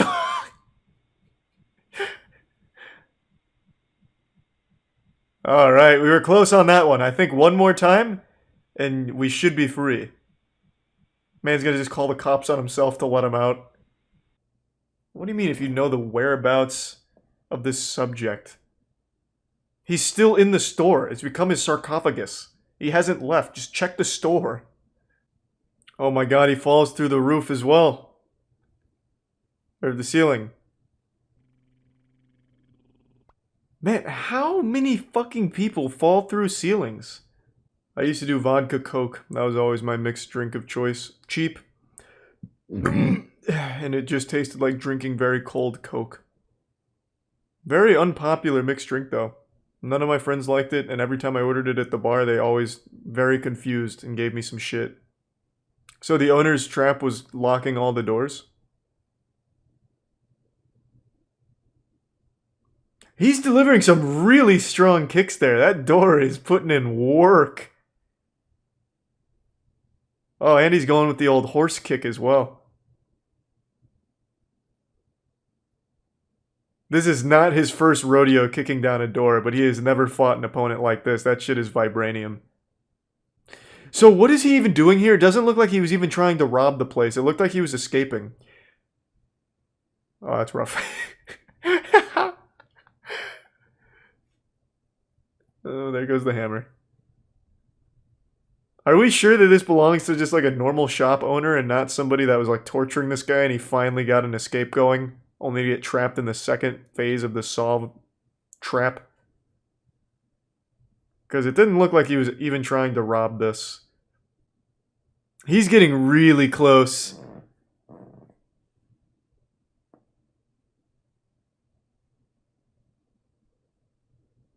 I think that was a really fucking dumb plan. Look how close you are with the door. You can absolutely kick off the bottom, I think. I don't think you'll get through the deadbolt, but you will definitely bust the bottom up. Crawl through it. Can't believe he hasn't torn his Achilles yet. Oh, and now he's just going to pop his shoulder out of place. Very good, very good. The panic is really setting in. Next he's going to just take the hammer and start hitting himself with it. I don't understand. Is he running out of oxygen or something? What is happening? That leg is going to snap any minute now. But I'm sure he's resourceful enough to find a second means of getting this open. Wait, is this one of those push locks where you push it up and pull it to the side? Has that been there the whole time? Oh my fucking god. To be fair, I also didn't notice it. But I'm also not looking at the door in person. I see he's still not free, though. It looks like it is just a closet. This escape room has really bested him. God, did he just live here now or something? Holy shit, how long is this video? Oh my god, he's dehydrated, starving to death. I haven't been looking at the date up here. Is it changed by like a week or something? What's going on? This man's deteriorating. Oh, that was easy. Hey, what's up, pussy? Should have locked the cop in. That would have been a big brain move, but there's obviously another officer over here. That would have been like some mastermind shit, though. He just tucks his legs forward a little bit. This officer becomes trapped and he just has to take on one guy. It's like some GTA RP kind of shit. No, there's clearly two cops is what I'm saying. Chat, Jesus, you would never succeed as a fucking villain. A, cops don't respond to calls alone. There's always backup. And B, he was clearly talking to somebody over here while the officer was behind the door. How many of you are familiar with this story? This was called The Cookie Monster back in 2008. Two girls that steal from the Girl Scouts. And it's actually kind of deep. Like, it gets wild. I won't spoil the ending or anything, but it gets kind of silly. And I'd never heard of this before, but I guess it was a big deal back in 2008. Basically, me and my friend Stephanie, we needed some money. We saw a girl selling Girl Scout cookies. We saw an envelope with money in it, and I grabbed it, and she drove away. That's free money, baby. Why did you do it? Because we needed money.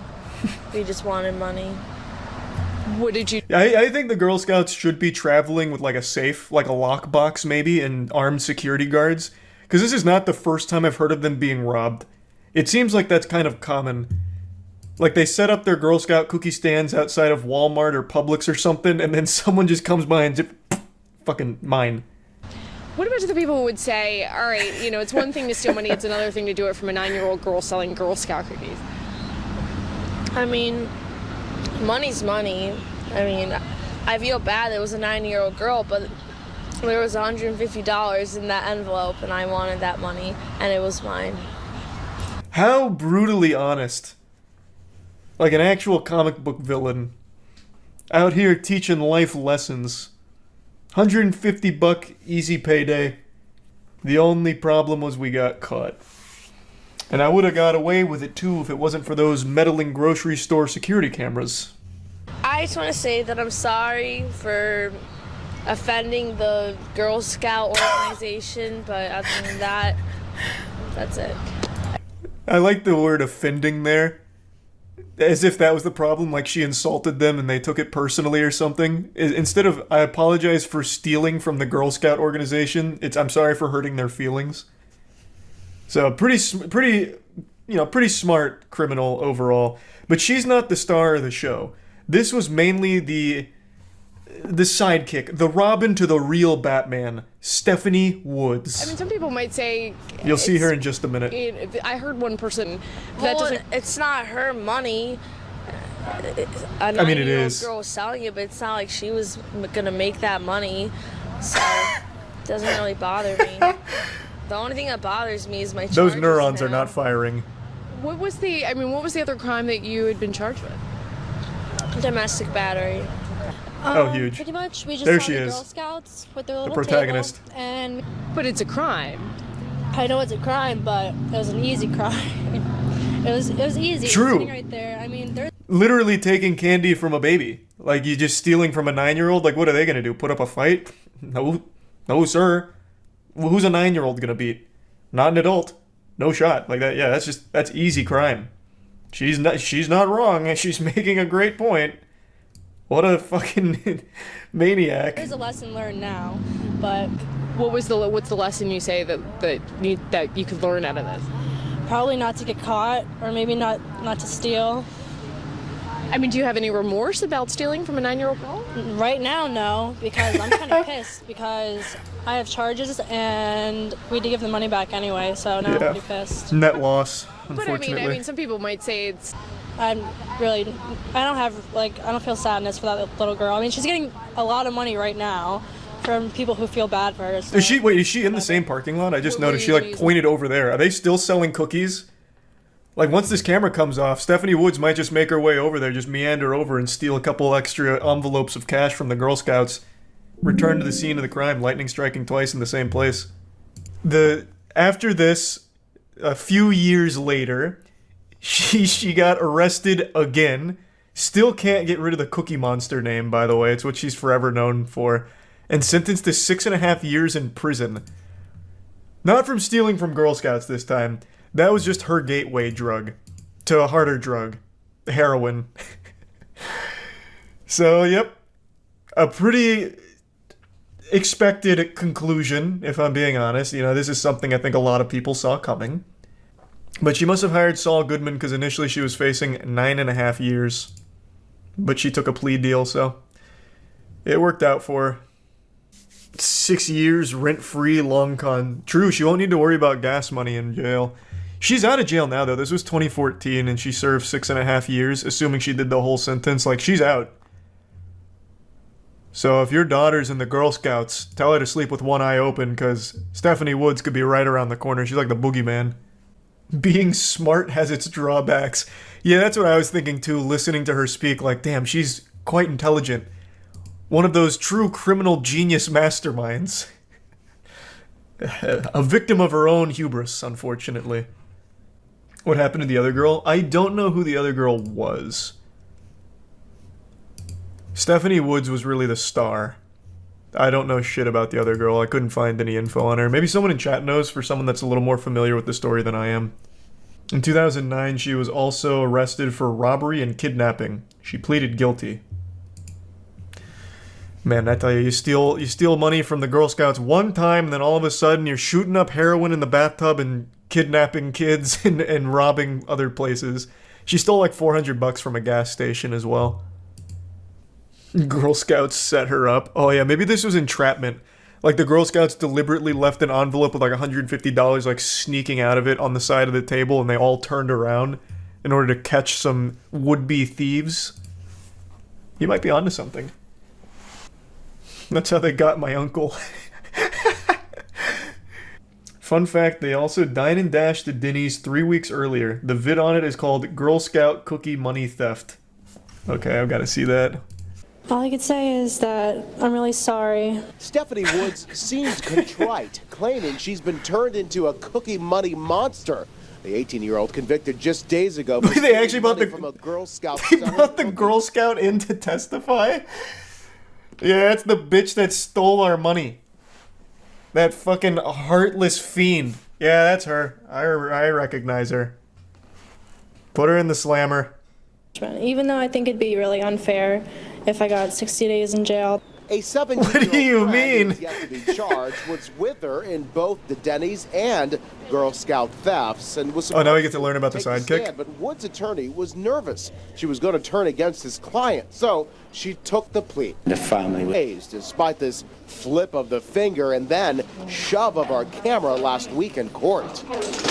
Hey, Stephanie, come I on. don't have Hey, much of an come attitude on. anymore, really, except for the other day.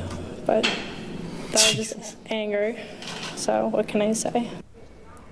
Her attorney Thus, Wood's an plea of attitude. No contest was the best avenue, given the conflicting statements from her younger co-defendant. Oh, there's still more. It's the Girl Scout cookie thief like you've never seen her before, crying. Damn, in she's a court celebrity. After the judge throws the book at her. An out-of-control drug user, and sent her away to get her life back on track. She will have up to 3 years to do just that.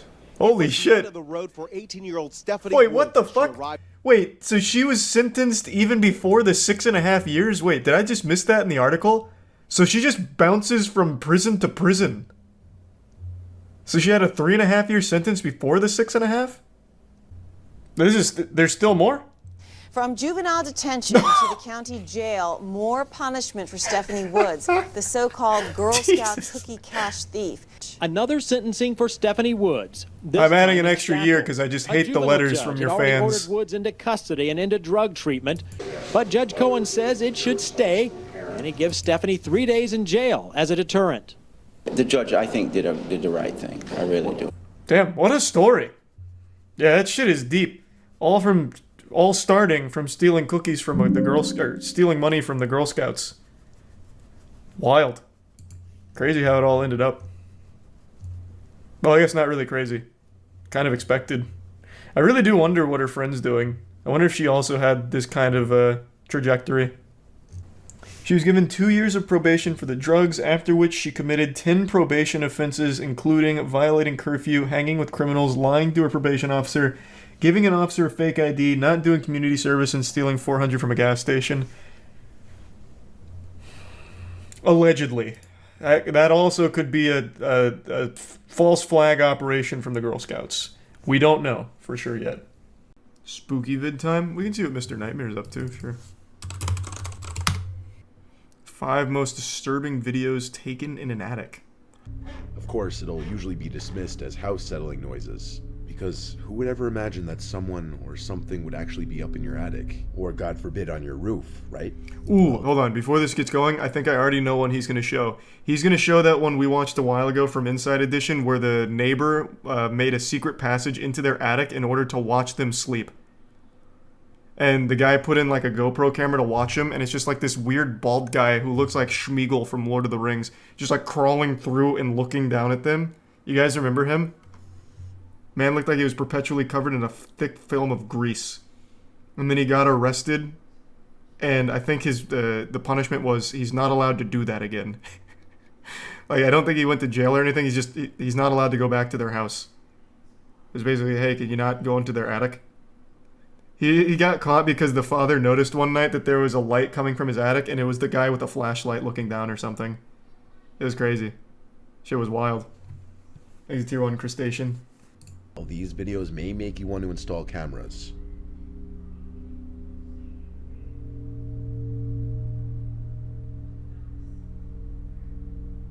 Jerome and Ashley Kennedy, this is the one. Immediately into it. With their 10-month yes. baby, were living comfortably. This is the one I was talking about. Above their heads in their own home.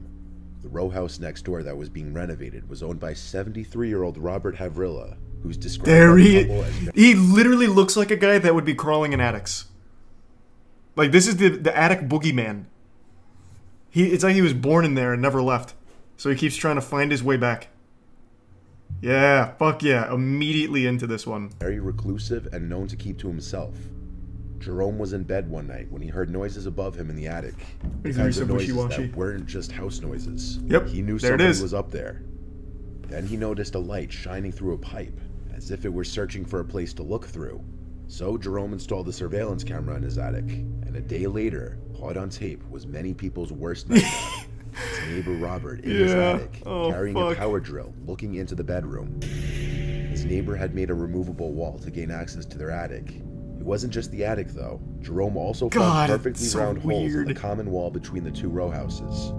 The shapes indicate that Robert the neighbor was drilling holes through the wall. Cops were called, and Robert was charged with stalking and trespassing, which he pled not guilty to. Robert's attorney made a statement that his client had no bad intentions. He claims he was in the attic for maintenance reasons connected to his renovations, not to peep on anyone or do anything malicious. Yeah, he looks like he's renovating up there. No. You see, Your Honor, my client was actually up there looking for lost Pokemon cards. With the recent boom in prices, he realized his grandchildren must have had some good ones that he stored in the attic at one point. There was nothing weird about it. And the fact that he had a flashlight while looking through the pipe into the neighbor's house is truly just a coincidence and a misunderstanding. Anybody with half a brain would know this is BS. The many holes drilled in the common wall and through the ceiling in the attic were without a doubt meant to spy on his neighbors. Strangely enough, it appears Robert was aware of the camera that Jerome had placed, as he looks right at God, it's like an alien. So why he continued to do it's what like a he baby did alien. is unknown. When the window doesn't provide a good view of what it could be, he decides to go outside for a better view, and this is what he sees. Oh, it's gonna be Slender Man. I feel it. Fuck is that? Oh, well, this shit is fake. Damn. Wait, what is that? Something from a Studio Ghibli movie? What am I looking at? Hey. It's half ahead of what looks to be either some kind of creature or perhaps somebody wearing a mask.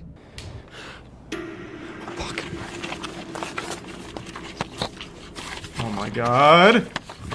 It's La No Llorona! other information is known of this video. Was it some kind of creature? Some people in the comments were saying it could be an owl. Others think it was a person in a mask with malintent, Man, what the fuck? possibly trying to break into the house. Man, what the fuck? An owl? Bro, what kind of... What? It's just a staged YouTube video. I don't think any fucking owl looks like that. And his dad sounded concerned and told him to go upstairs and check on the hot water heater, which is actually in their attic, a very uncommon place to find a water heater. Steven's dad was worried that something was wrong with the water heater and that the sounds he was hearing were coming from it.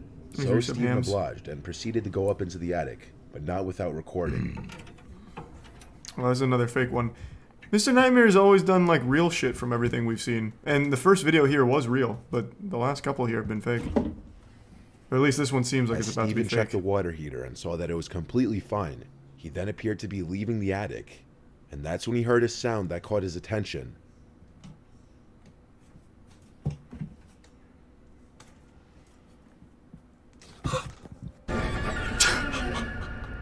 As Steven heard something come from inside a large, long box, he took a closer look at it and saw someone's eye peeking out. He's just trying to use his holes. imagination like SpongeBob and Patrick. The 17-year-old was Leave him probably alone. in shock. And I would have stomped that box flat. No, you would not. You would not. I know for a fact you wouldn't. I don't know you personally, but I know you wouldn't. Assuming that's real, there's not a single goddamn person in this chat that would have, like, fought that guy. All of you would have run. No way. You're not like the hero of an anime. I know I do this too. Everyone comes up with these, like, crazy scenarios. I would stop a school shooting if I was there. I would charge him and then disarm him using Dale Brown's kung fu techniques from the Detroit Survival Fitness. I would be the man to do it. But you wouldn't. You just wouldn't. So the man decides to go up there with a lighting camera and check it out. In gamer?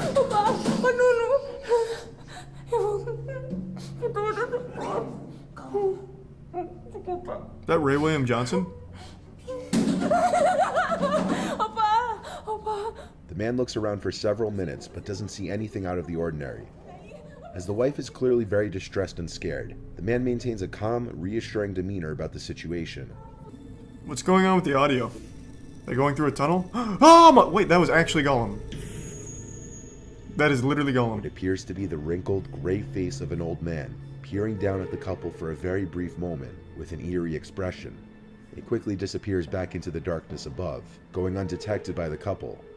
Some people believe that it may have been a homeless elderly man who was taking refuge in the couple's attic.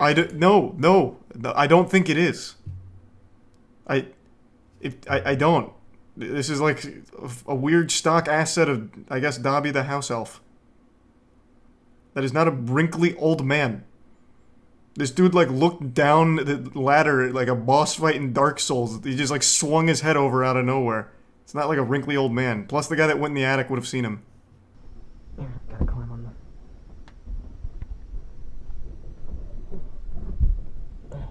God, what oh, it's like an infrared. I feel like I'm in an AC-130 right now. Like that Modern Warfare mission. Good lord.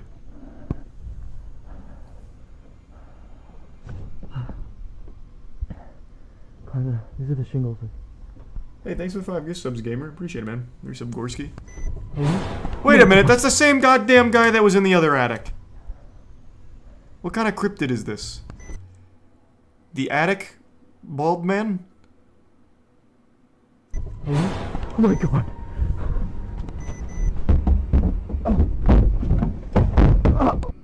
He grabbed his rifle and returned to his roof, but the creature was no longer there. The creature seems to be bald with a large round head, but no facial features can be seen.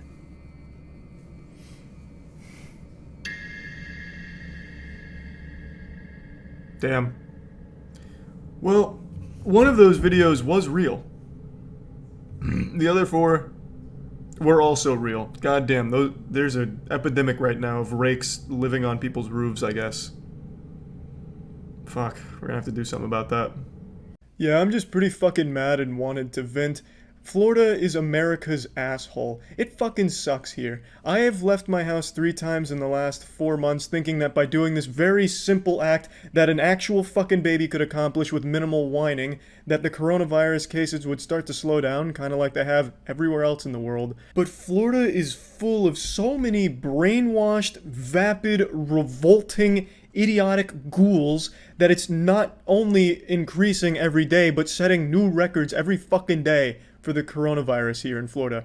We just hit a new record of 15,000 new cases a few days ago. We've been getting more than 10,000 cases a day for quite a while now. Today's actually been an extremely good day. Florida's on the turnaround right now. We're making big moves. Today we only had 9,000 new cases clocked, but we also had a record number of deaths for a single day. So you win some, you lose some. It's a give or take, and hey, we'll fucking take those. We can't stop copping dubskis down here in Florida. Bunch of fucking dumbass ghouls here. And cracked out, methed out fucking idiots in this state that read Facebook and then translate these goddamn stupid memes that someone started that's probably locked in a shit-stained basement and for some reason believe that reptilians are controlling viruses, and now they take it and transfer it to the real world and it actively hurts everyone around.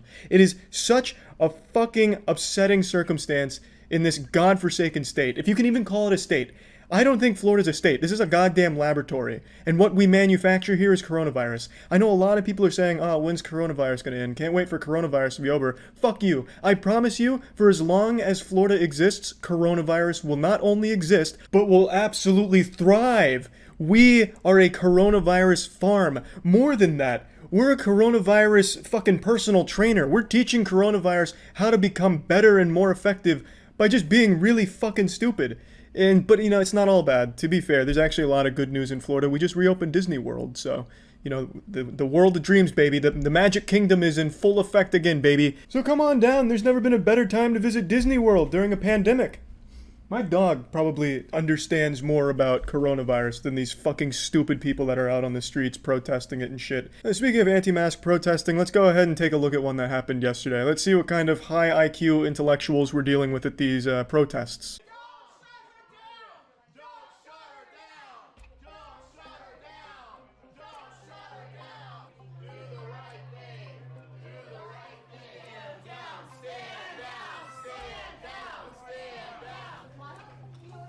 So one brave hero opened a grilled cheese restaurant and said, "We don't care about masks, you don't need them here." So the police came in because masks are kind of a big deal and said, "Hey, you need masks." And that's when all hell broke loose. Jesus Christ, blood, tits, and cum was flying everywhere in the restaurant. Children are being snapped in half, taken over the knee, and just busted right in two as the people were shouting, stand down, fighting against tyranny. Something you'd read about in the Bible. Good versus evil, mask versus no mask, the clash of the titans. The abominable anti-mask troglodytes in one unified voice said, we wanted grilled cheese, and we didn't want to put something over our face, god damn it. It is our right as Americans to not wear a mask in a grilled cheese restaurant.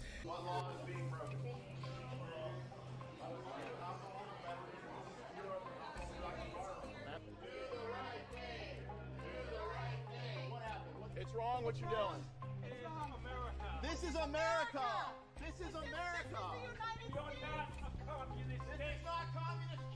Now, I'd be a fool to think any of these anti-maskers are literate, so I don't expect any of them have ever read a history textbook, but I find it almost humorous how identical this is to McCarthyism. If those of you that don't know, McCarthyism was pretty much a point in American history where a man named McCarthy would accuse people he didn't like of being a communist, and people are doing that exact same thing with people they don't like that are wearing a mask, or just in general things they don't like. I don't want to do this, that means it's communism. Oh my goodness, what is that over your face? Is that cloth? How can you breathe? You're suffocating yourself, you communist. No, I won't wear a mask, you communist. Guarantee half these people can't spell communism. But I do actually find it interesting how history repeats itself.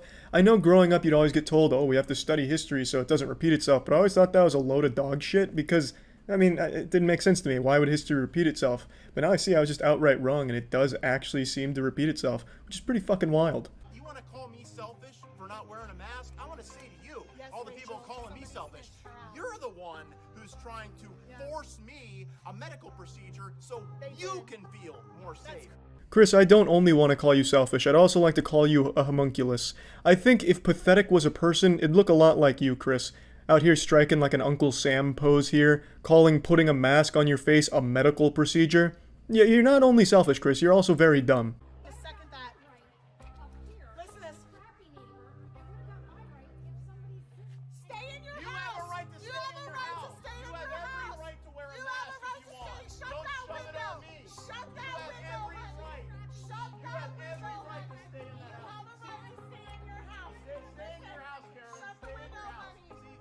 The lack of self-awareness is actually remarkable, calling her a Karen when he's out here dressed like one of those overly handsy middle school gym teachers that eventually gets busted for being inappropriate with the students, and making this huge hoopla about taking 1 second out of your morning routine to put on a mask before going to stuff your fucking face with 3,000 calories at a greasy grilled cheese restaurant.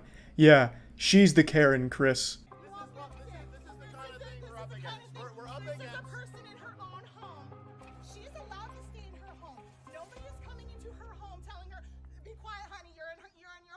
Hi, Chris and Tara. You're not actually up against people. You're up against a virus. You see, this fucking misinformation is turning people on each other.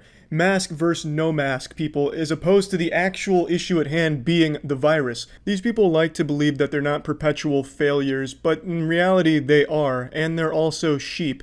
They hate sheep, but they themselves are actual, real sheep. They blindly follow mysterious posts on Facebook that somehow always find a way to draw a divide between people. I'm not one to subscribe to many conspiracy theories, but I firmly do believe that there is an outside force manipulating these really gullible idiots like this into transferring the actual issue from a virus to other people. So that way, if you have them distracted and don't give a fuck about the virus, just have them attacking other people, you can just cause a lot more chaos that way. And I really feel like that's the goal with a lot of the shit on Facebook. I really do think Facebook in and of itself is just an actual virus as well. It should be labeled a pandemic too. It is a truly festering, disease-ridden cesspool. There's a few more clips from this anti-mask rally, but it's just more of the same diarrhea drivel from someone else's mouth. I think what's even the saddest part about this is more and more people across the world keep laughing at Florida and the people in Florida, and that only cements their belief that they're right even more. It's such a weird circumstance where the more they get mocked, insulted, laughed at, berated, belittled, it makes them more powerful and cements their beliefs even further, which makes absolutely no sense to me. Who likes to get ridiculed? Why? It's weird. It's like people in Florida have a humiliation fetish. Like maybe they're putting something in the water to turn everyone here into some kind of like humiliation craving cuck. I don't really know, but it's genuinely fucking baffling how people can be so content to just get constantly made fun of in every corner of the world. Nobody respects Florida right now, and for very good and very obvious reasons. But those reasons and that actual just laughing at and mocking is making them believe it even more. It's crazy and sad and fucking frustrating, and it's all that's been on my mind for like the last week, so I just wanted to get it all out of my system here and vent about it. That's about it. So yeah. Car chase on ABC. I can't watch car chases live. Potential TOS with people getting hurt. Everyone else does it. Yeah, and Hassan just got banned for doing what everyone else did with watching a Ye interview, so I'm not taking any chances. I love police chases, but I'm not watching one live. I'll watch a police chase after the fact. It's the same commentator from the last chase too. Oh my god, that's so fucking hype. Holy shit. I have a theory. We're getting so many police chases in such a short amount of time. I think that last one that went viral with the Grand Theft Auto stealing cars and going crazy, I think they saw the ratings and the response from that, and now, what was that, the SoCal Police Department? I think it was SoCal. Now they're just getting people hopped up, like, you know, they're leaving car doors open, maybe with the keys in the ignition, kind of enticing them as they have the chopper around the area, just waiting. Just fucking waiting. Just keep farming content out of it. Isn't that just called a bait car? Oh, true, yeah, I guess they used to have that bait car shit. Yeah, but they'd have the bait car and the cops nearby ready to, like, arrest them. I'm saying they're doing bait cars with a chopper ahead to film them. And then maybe they'll call the police, like, all right, hey, he took it, go. But don't chase him too much. We want this to last. Did you see the police chase last night where the guy drove into the Angels Stadium? What? Was that the 3-hour chase? Oh, never mind. This is the one with the clown car with like 6 people coming out. When did he drive into Angels Stadium? Into the stadium. Going into the stadium, bottoming out as he makes his way through the ticket booths at Angel Stadium. Check this guy out. Yeah, this is the same guy. Now very dark in that parking lot. Fortunately, he's got his headlights on, but you saw he bottomed out there, sparks flying as he fled through the ticket booth, and he is now well into the parking lot, about to go around Angel Stadium. Coming around home. Why, though? Continuing south. What was the plan? And what are we going to do here? Some donuts in the parking lot? Mighty strange indeed. Visiting all of Southern California's landmark attractions this evening as he now does circles in the parking lot of Angel Stadium, looking for an exit, and that appears to be what he may have found. How the fuck? That was like the perfect opportunity just to spike trap the exit. They could have ended it right there.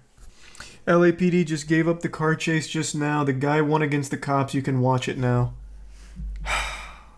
I'm going to tune in for just 1 second. If I see anything sketchy, I'm immediately backing out. You said it's ABC 7?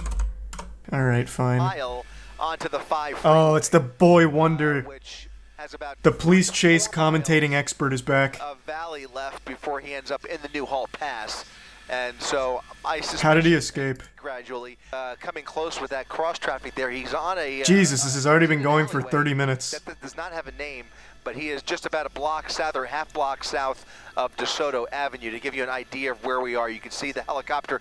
I feel like with all these police chases in SoCal, I know the area better than my own city. Gone on such a fucking tour of it through these. Street, I believe, out of LAPD's jurisdiction, and even the helicopter probably would have turned around. What? Probably would have, he probably would be done. But he is oh now no.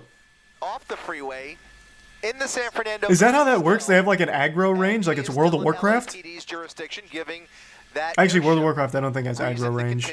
Like City of Heroes? So left LAPD's jurisdiction and taken himself into Santa Clarita Valley, but instead he's now off the freeway, back into LAPD's. So what happens then? right where this all. Let's say he didn't suck a fat ass there and went straight, and everyone turns around. Do they arrest him in the next county?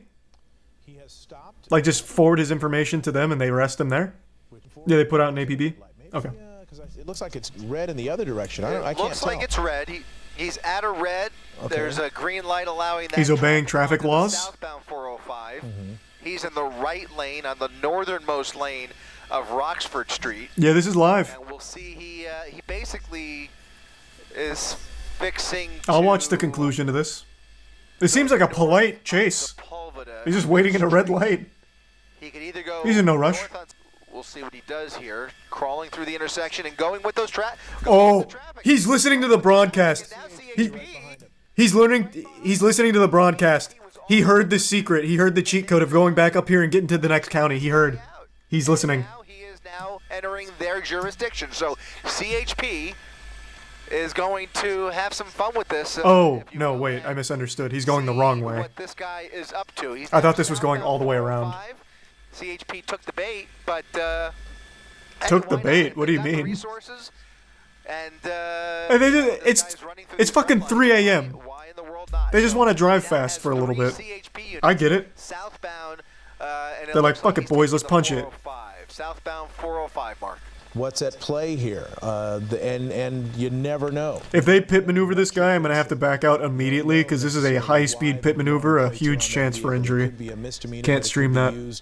To cover up a felony. We don't know. That's exactly. Oh! Look at that. Was that? Yeah.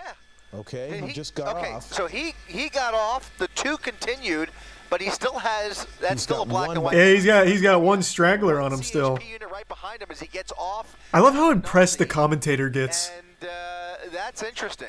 At least for the last several minutes, he's been somewhat behaved ever since he got onto the 405. Yeah, is this even a police chase? It just looks like a random guy now. He hasn't done anything illegal that we've seen yet. And he's actually He's just fucking driving. Slow. Is there more pulling in? What do you mean let him go? Like he's just like he wins? Like he's not. So what happens now? Again, those CHP He just goes home and it's all good? Responsible for state roads, Goes to the paint shop? interstate highways, and so he's going to head back towards the freeway. The airship is still overhead. And a different unit is now a ways back. Is that we don't know if it's CHP. What is the protocol? I don't understand. I have to pee. I have to pee. I'll be right back. I've got to fucking pee. Christ. In his direction, but but I don't want to miss anything. But I gotta pee. I'm sorry. I've got to fucking pee. Ahead of him.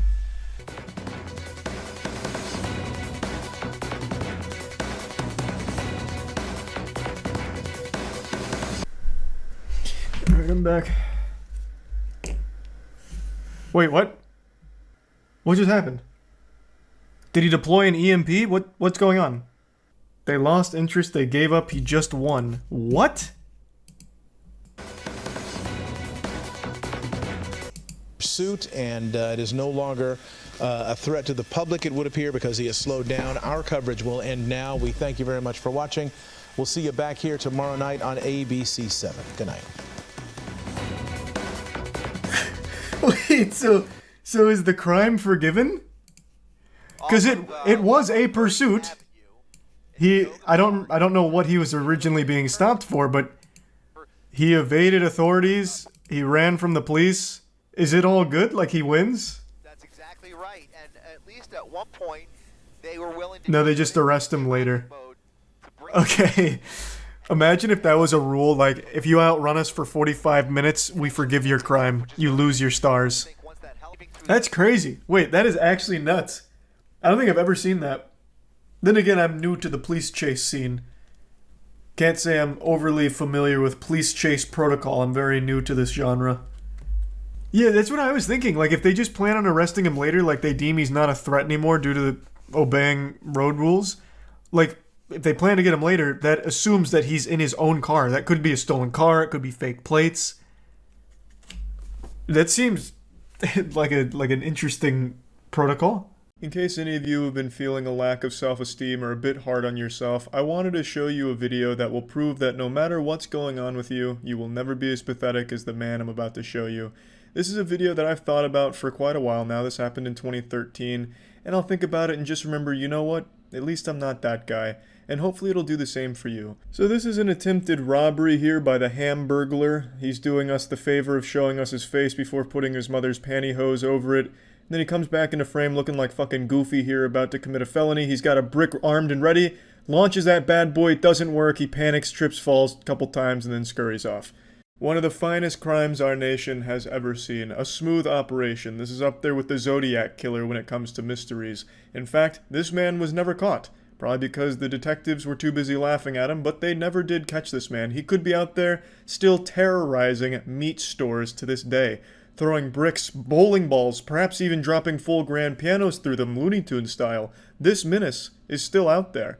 And this is all we have to identify him, and the only proof of his existence. It's like a cryptid. We basically caught the not-so-slender man here. This guy is fucking incredible at everything involving disasters. It is perhaps the worst attempted robbery ever recorded. He's actually kind of a pioneer when it comes to attempted robberies, because this isn't the standard meta of robbing a place for money. Because this isn't a place where there would be any money in the shop or in the cash register. It's a fucking meat store. They only sell meat.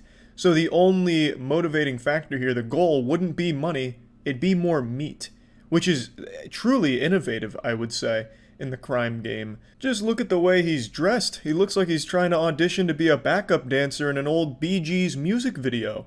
I'd like to just play this one more time, start to finish here, because it's a masterpiece disaster. He must have just seen a brick as he was going for a midnight stroll, and then hatched this genius scheme here to get some more meat. But it all went downhill when he was defeated by the vibranium glass door. Real shame. You remember a while ago when Overwatch blew up, so every company on the planet tried to bite that bosom and make their own slop-ass hero shooter and flooded the market with garbage?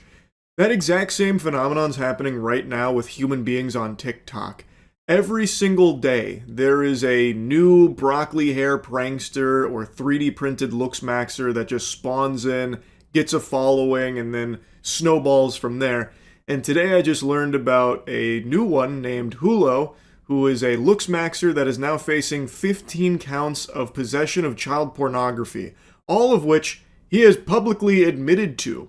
They have pretty much irrefutable evidence based on what's available, and that's only what's publicly available, not even everything they submitted to police. And despite all of that, there are still oodles of people defending him, even though he has publicly confirmed that the evidence is accurate about his purchasing and possession of child sex abuse material. There are still these revolting mosquitoes, these flies that are attaching themselves to Hulu or Hullo. It's probably not Hulu. The streaming service probably would have ceased and desisted him if that was his name. Hulo, whatever it is. They're still attaching themselves to his butthole to suck his farts and fight tooth and nail for his honor, even though he has admitted to these unforgivable crimes.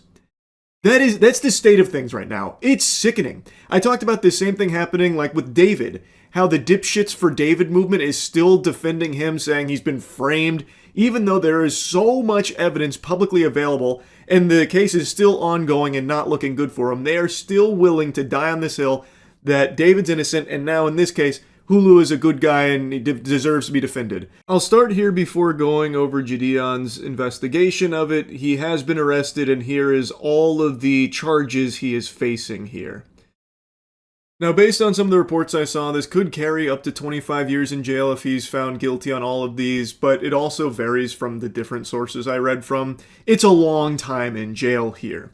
And the fact that they have these charges against him, the possession of this material, means that they probably have evidence of it. Outside of just Gideon's video where he admits to it, I imagine they have something far more solid, because they wouldn't... Think about all of the other, like, predator catchers, where they do get the pedophile to admit to things, and that becomes inadmissible. There's a lot of times where that can't be used. So you don't see them ever get these kind of charges. The fact that he has 15 counts of this means that they probably do have very solid proof that he had this material. This is just one of the Telegram messages that he was talking to. Just one. So, as you guys can see first, he messaged first. He said, "Hi, this is what the trader said. CP, teens, and all group links available. Which package are you interested and what's your budget? He said CP, $25 max. So, to give you a bit of context here, like the lore, his ex found out what he was purchasing, the CP that he was purchasing, and then Gideon found out about that because of her blowing the whistle on it. Then they teamed up as well as predator poachers. They went to the police, they submitted the evidence, and then also publicly started to out some of the evidence so that way people could see it and stay away from him. And I've talked about this a lot. I think when it comes to shit like this, putting it out in the public is extremely important. Making sure that it doesn't compromise the authorities' investigation on it, but also alerting the community so they can stay safe as well and avoid these kind of fucking monsters.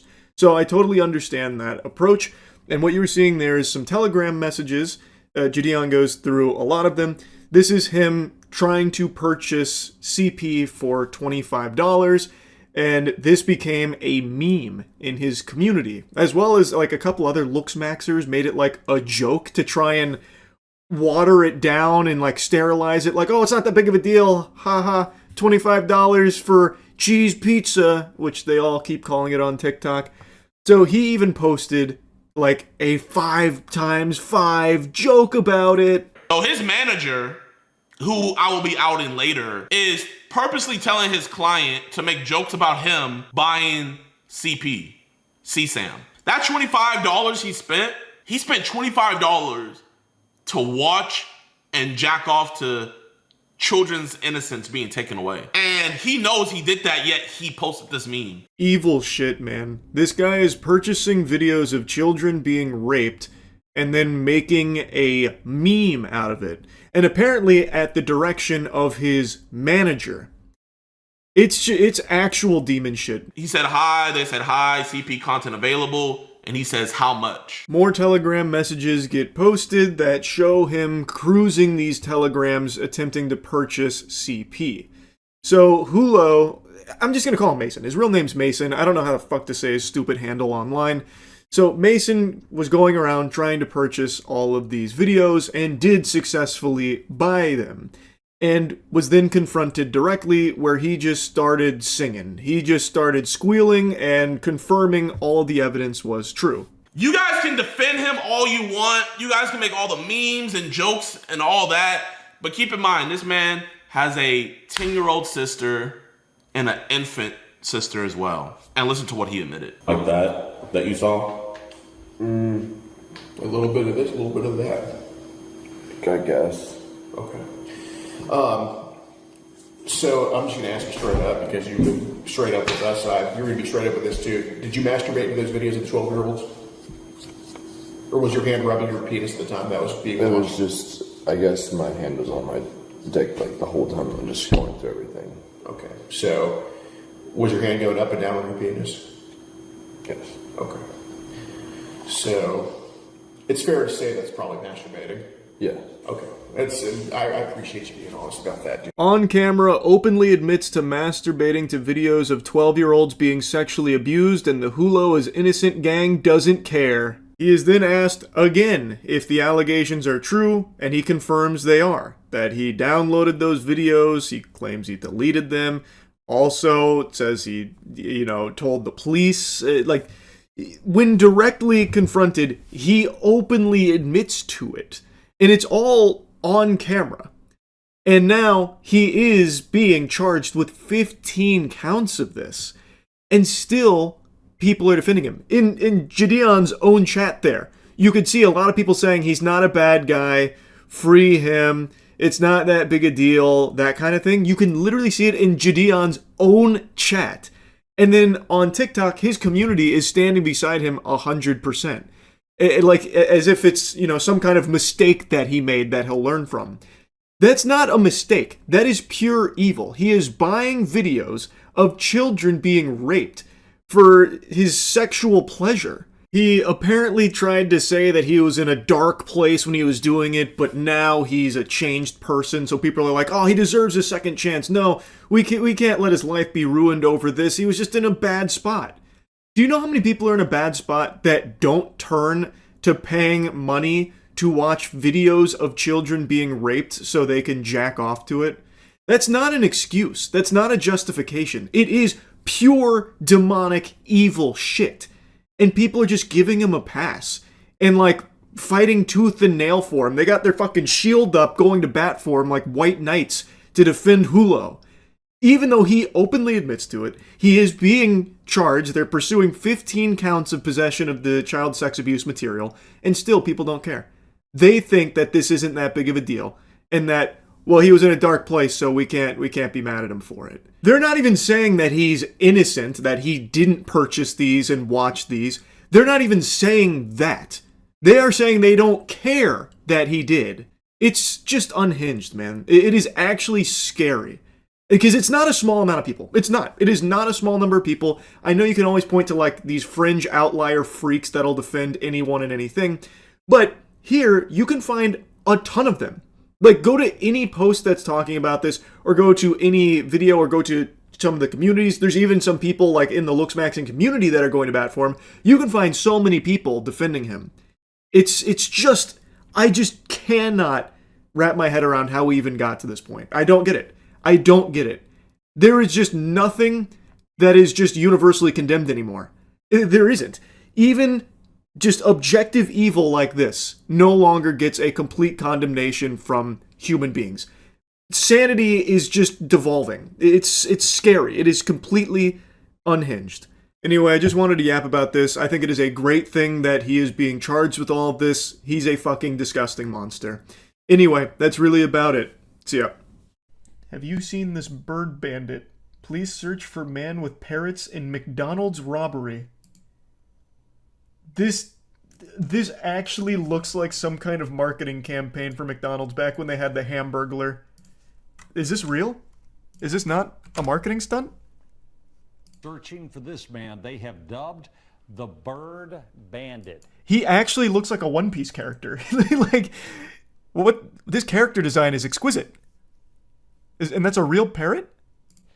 Check him out with his friends there on his shoulder. Investigators are accusing the man of robbing someone with a knife. Yep, police say the well, same that's man not was very later nice. spotted in another store. What a jerk. Carrying the 3 birds that you see right there. Wait, 3 birds? I wish you would stop graying it out when I pause it. Hold on, let me find the picture of him. It's a little blurry to tell. He got 3 birds on him? It's like that guy from John Wick. Man, and that is a mean goatee. It's coming to like a dagger's point. Also, I like this right here. Anyone with any information is asked to contact police. I think if you've ever seen this guy in your life, you probably remember him. This is like the lowest level attempt at concealing your identity ever. He's wearing the most identifiable shirt and then 3 fucking live birds on him while wearing... what kind of hat is that? It's like some kind of old swashbuckler's hat. Accused of robbing a McDonald's on Arlington Boulevard in the Seven Corners area Tuesday around 8 a.m. Police say he pulled a knife and demanded money at the counter. Police he's even got a pair of sunglasses on. Never mind, he actually did try with the disguise. I've got to say, I'm a little disappointed in the pants. He's got a great shirt, but lame-ass pants and flip-flops. His stylist just gave up halfway through the fit. With 2 live parrots. They appear to be macaws. Wait, they said 3 though. To his cowboy Is this not hat one? and a 3rd on his shoulder. Reaction from McDonald's customers who say they feel bad for the feathered participants. Honestly, that's really crazy. Like, why would you bring a pet? Don't crime with the birds. Police True. describe the suspect as Agree. being I in his agree with her. 20s or early 30s. Well, let's not. Okay. Also, let's not get rid of the theory that the birds aren't the ones controlling him, pulling the strings. Like he could be a victim in this as well. Something like that before. They can talk. God, it'd be so It's cool if the unclear birds were that threatening will the play cashier. Any type of role in the solving I of wouldn't this even be crime. mad if I was In the Fairfax cashier. County, Jackie Benson, News 4. Imagine the birds roll up and they just start like saying some vile shit. Did you hear about the guy that got arrested in Nebraska because he got with a bull in his car? Yeah, it's this video, right? He got arrested? Even my mom sent me this video. She thought it was the coolest thing ever. I didn't know he got arrested, though. I only saw, like, a little clip of it. Around 10 a.m., the Norfolk Police Division responded to What's he a arrested call of for? man Having a good driving time? Being a good eastbound Uber? On 275 with a Watusi bowl in his passenger seat. The officers received a call. I think that's fine. Oh, wow, the cow shit all over this. They thought that it was going to be. They thought that it was going to be Wow. a cow in. I can't say I ever saw the back of the car. This thing's got a lot of features. The license plate is boy and dog, a custom license plate for that, and then a decal that says lice, and it's covered in bullshit. Wow. I mean, I have no doubt the bull was scared, but goodness. Huh. I really want to know what this says. Looks like it says concussion beef. What an interesting guy. Yeah, I only saw like a small clip of this. I thought it was just like a cool way of transporting this cow. I thought he was like a VIP or something. They thought that it was going to be, like a calf, something smaller, something that actually fit. What is that it said on the side? Best car? Calf, something smaller. Best car citizen, Something I that think. actually fit inside the vehicle. And the vehicle was big enough. Well, technically. As a result, the officer performed a traffic stop and addressed He looks like a some nice enough traffic guy. violations that were occurring with that particular Oh, best car entry. situation. Animal back home and to leave the city. Meyer and Howdy Doody are on their Literally way back told him to home, get out of and no town. one was hurt. From Norfolk News Channel, Nebraska, Andrew Pfeiffer. I mean, that seems like a cool battle vehicle as well. Like, should Mad Max ever happen, I think training this bull to get ready to impale other riders and shit is probably a good call. He seems like a cool guy. What was his name? Lee Meyer. Watched the video about how Kim Jong-un used YouTube prank videos as a way to kill his brother. Kill him with what? Cringe? What? There's no way that's real. I knew his brother died. I didn't know it was a fucking YouTube prank. The prank show that led to an assassination. How North Korea assassinated Kim Jong-un's brother. Let me see. There's no way this was from a prank. In 2017, 2 unsuspecting women carried out a political assassination of Kim Jong-nam, the elder half-brother of North Korean dictator Kim Jong-un, thinking they were participating in a prank TV show.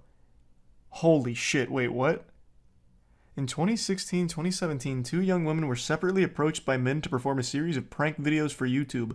One was from Indonesia, the other Vietnam.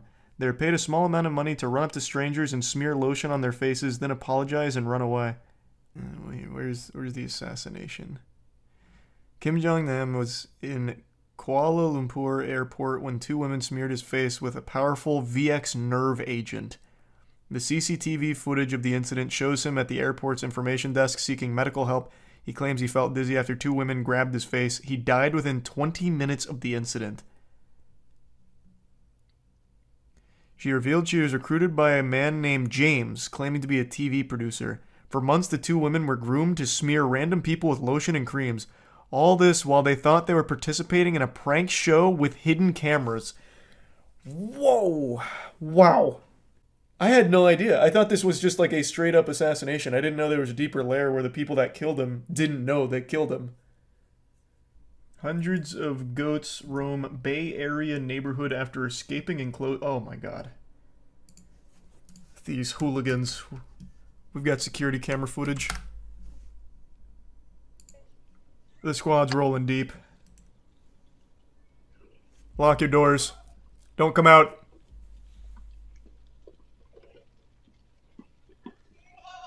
Oh man, they just robbed this place.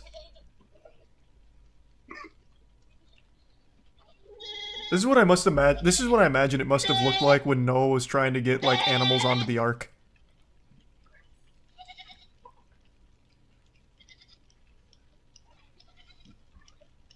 Man, that just doesn't stop. Who had all of these goats? Where are they escaping from? Pepperidge Farms?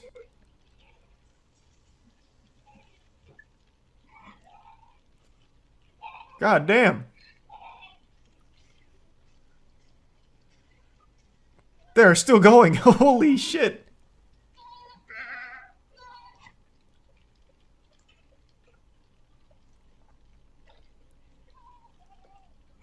Hey, welcome to freedom.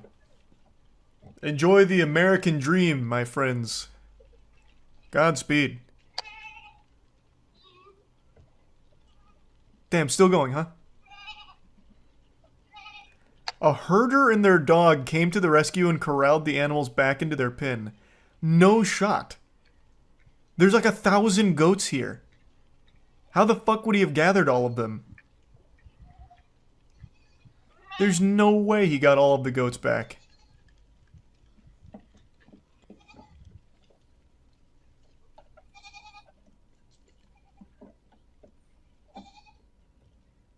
They follow each other? Yeah, but even still, there's no way he'd get all of the goats back. Like, some of these goats came from, like, all over the place. Like, in driveways and probably going into backyards. No way. There's definitely still some rogue goats on the loose out there. A very good herder dog, that's how. I mean, fucking Airbud couldn't get all of these goats back. There's too many. I mean, I've never herded goats, but I mean, I've done the next best thing. I've done the tedious side quests, or the tedious quests in RuneScape where you have to herd some shit. It's a pain in the ass. You're about to see a robbery that's extremely nostalgic. It's a brand new robbery, but it elicits a feeling of nostalgia. It reminds me of the first Fast and Furious movie where they were stealing DVD players. These gentlemen are attempting to steal this TV off the wall, which I find super odd because no one really steals TVs anymore. They're very hard to move, they're less expensive than something smaller like an iPhone, and just really you don't see a lot of TVs being stolen anymore. But these guys must be like thieves that time traveled from the early 90s to late 2019, and they're just confused by the scary future. But, you know, they see TVs like, shit, they still got TVs. Yeah, boys are back in action. Let's steal this bitch. It's probably still worth it. Unfortunately, the security camera doesn't capture any sound, but if it did, you'd probably be hearing the Benny Hill theme being played over the loudspeaker, and this guy right here that's fucking DJ turntabling the TV on the wall shouting for help. Luckily, there was a vigilante in the area hearing the cries, but I guess those windows must be clean as shit because he thought that one was open instead of the broken one next to him, so he hits that like a dog trying to come inside but hitting a glass door. The cavalry arrives and they get their third friend opening the trunk, which is just very overconfident, thinking they're actually going to get this TV off here. And this must be just the slipperiest goddamn glass of all time. It's like they're on an ice skating rink. Now finally, after windmilling the TV for 30 seconds, they finally rip that bitch off the wall and luckily break it immediately so they get nothing out of this, and they keep slipping and sliding all over the place. It's like there's fucking butter on the bottom of their shoes. Then finally the mastermind, the supervillain, the real muscle behind the operation hops in the driver's seat and peels out. They may have left empty-handed, but at least their pride is intact. Their spirits were probably still high, and I imagine they drove away looking for the nearest Radio Shack or Blockbuster to rob next. Let's go through this one more time and watch the slippery bandits in action again. I've mounted a few TVs in my day, but I've never seen one with this kind of range of motion. I've never seen one that you could spin like a fucking washing machine. His tactics also don't make sense because he's going with it, he's trying to like unscrew it and then kind of like kick flip off it. I don't even know if these two guys know each other. This guy comes from way downtown, like out of fucking nowhere for a surprise RKO. I can't imagine that they plan to be this far away from each other. This might just be like a really nice coincidence, like shit, I was trying to rob this place too, fuck it, this guy's already here, let's try and help. Damn, we're not strong enough to help, and it's super slippery. No doubt his hands are sliced up from landing on that glass, but he's a trooper, so he doesn't let the pain bother him. He goes and rips that TV off. At this point it wasn't about stealing it, it was about teaching the TV a lesson. You don't fuck with the slippery bandits. That fucking TV thought it could make these guys look stupid? Unbelievable. No one makes these guys look stupid. I don't know if they got caught or anything, but I imagine if they did, they'd probably just immediately go to jail and hope that the video never surfaces. Like they're in the fucking courtroom. I didn't do it. Well, we have video, you did it. Fuck it, don't show it. I did it. Just please don't show it. It's gotta be real fucking embarrassing. But yeah, that's it. So yeah. There's a lot you can say about Florida, but one criticism you'll never hear about the state is that the people are boring. Florida men never disappoint. Period. I don't care who you are or where you are in the world, you know about the beautiful creatures known as Florida men. And today I want to talk to you about a brave explorer. His name is Reza Bellucci. Now, you might know of him more recently because 2 days ago he was arrested after trying to cross the Atlantic Ocean in a hamster wheel floating ball, basically. But what you may not know is that he has attempted very similar feats numerous times in the past.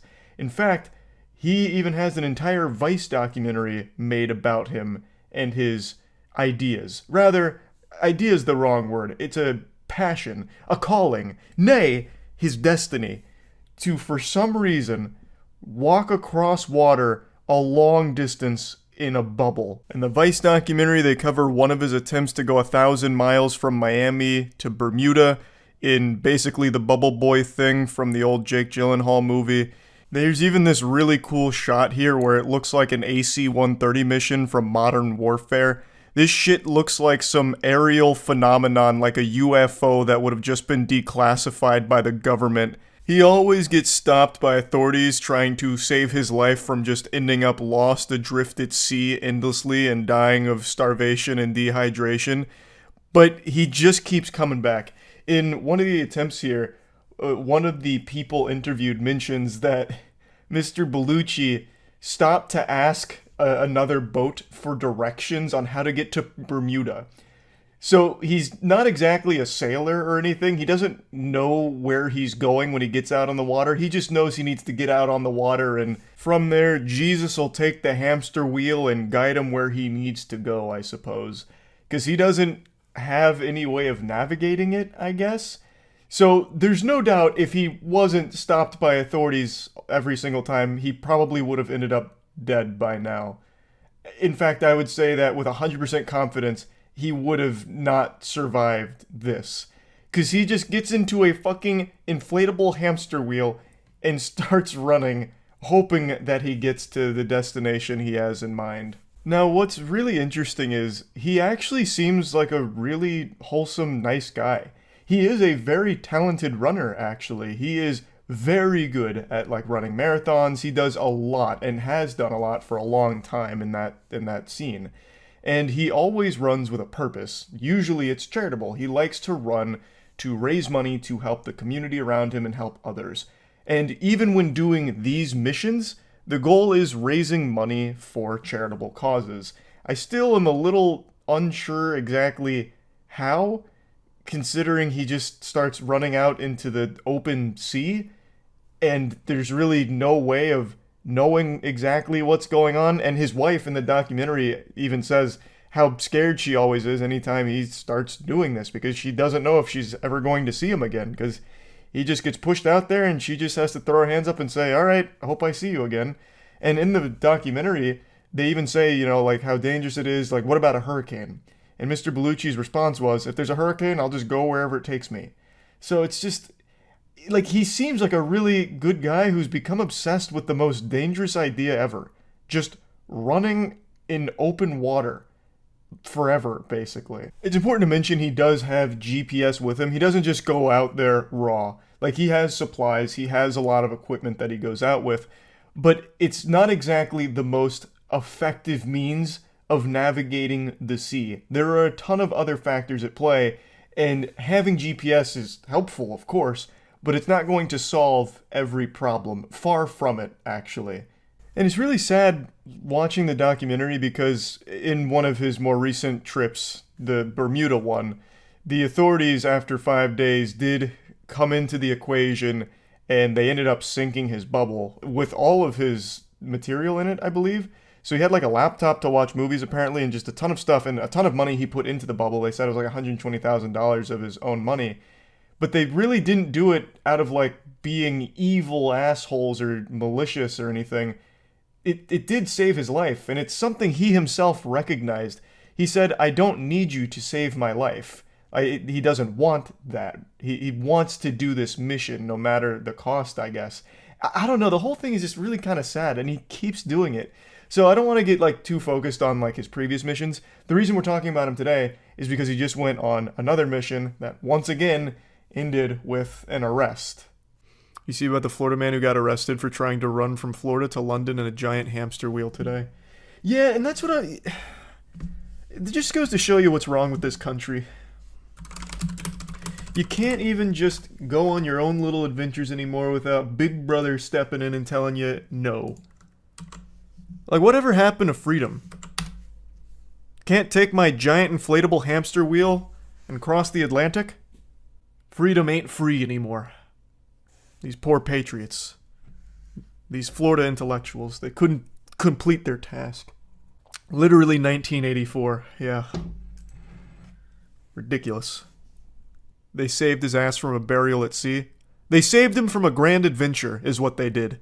Florida man was arrested after trying to run to London across the Atlantic Ocean in a homemade vessel resembling a hamster wheel. Officials said the 44-year-old marathon runner refused to leave the vessel for 3 days. Whoa, wait, what? How much food did he pack? 3 days he spent in there? That's like Jack Sparrow on the island in the first Pirates of the Caribbean movie.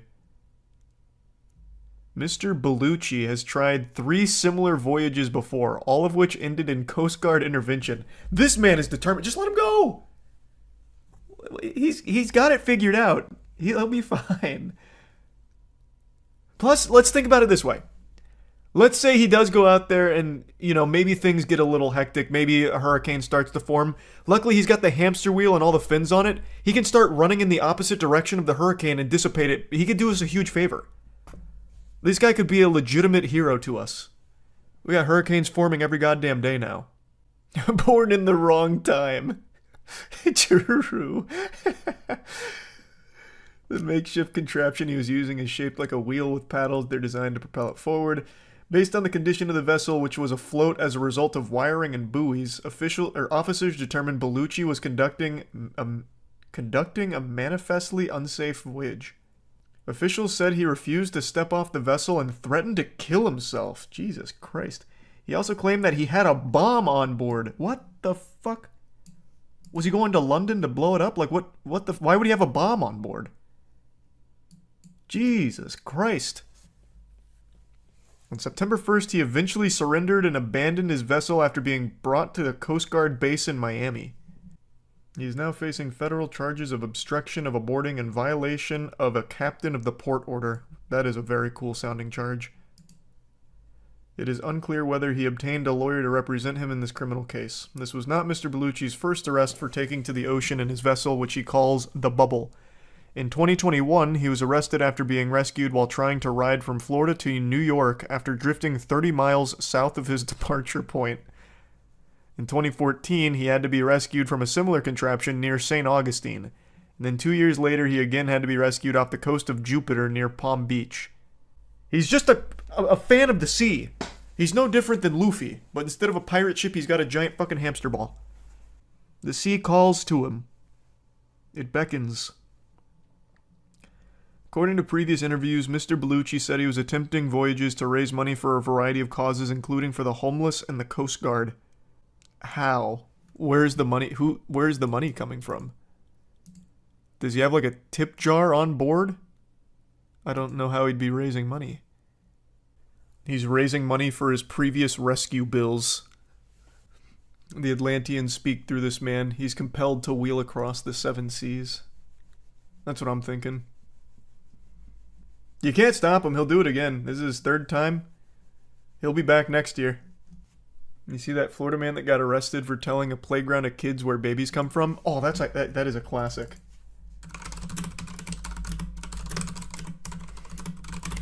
Yeah, this was a great one.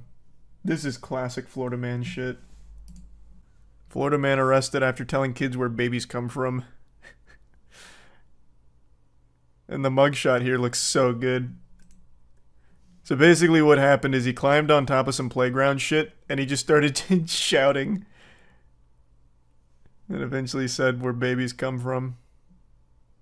Not all heroes wear capes. Yeah, I mean, he's educating, honestly. And to be honest, this is better than some Florida schools when it comes to education. He probably could have done it in some more scientific terms instead of yelling about pussy and all that, but whatever. Watch court cam. Is there new court cam that I've missed? Let's see.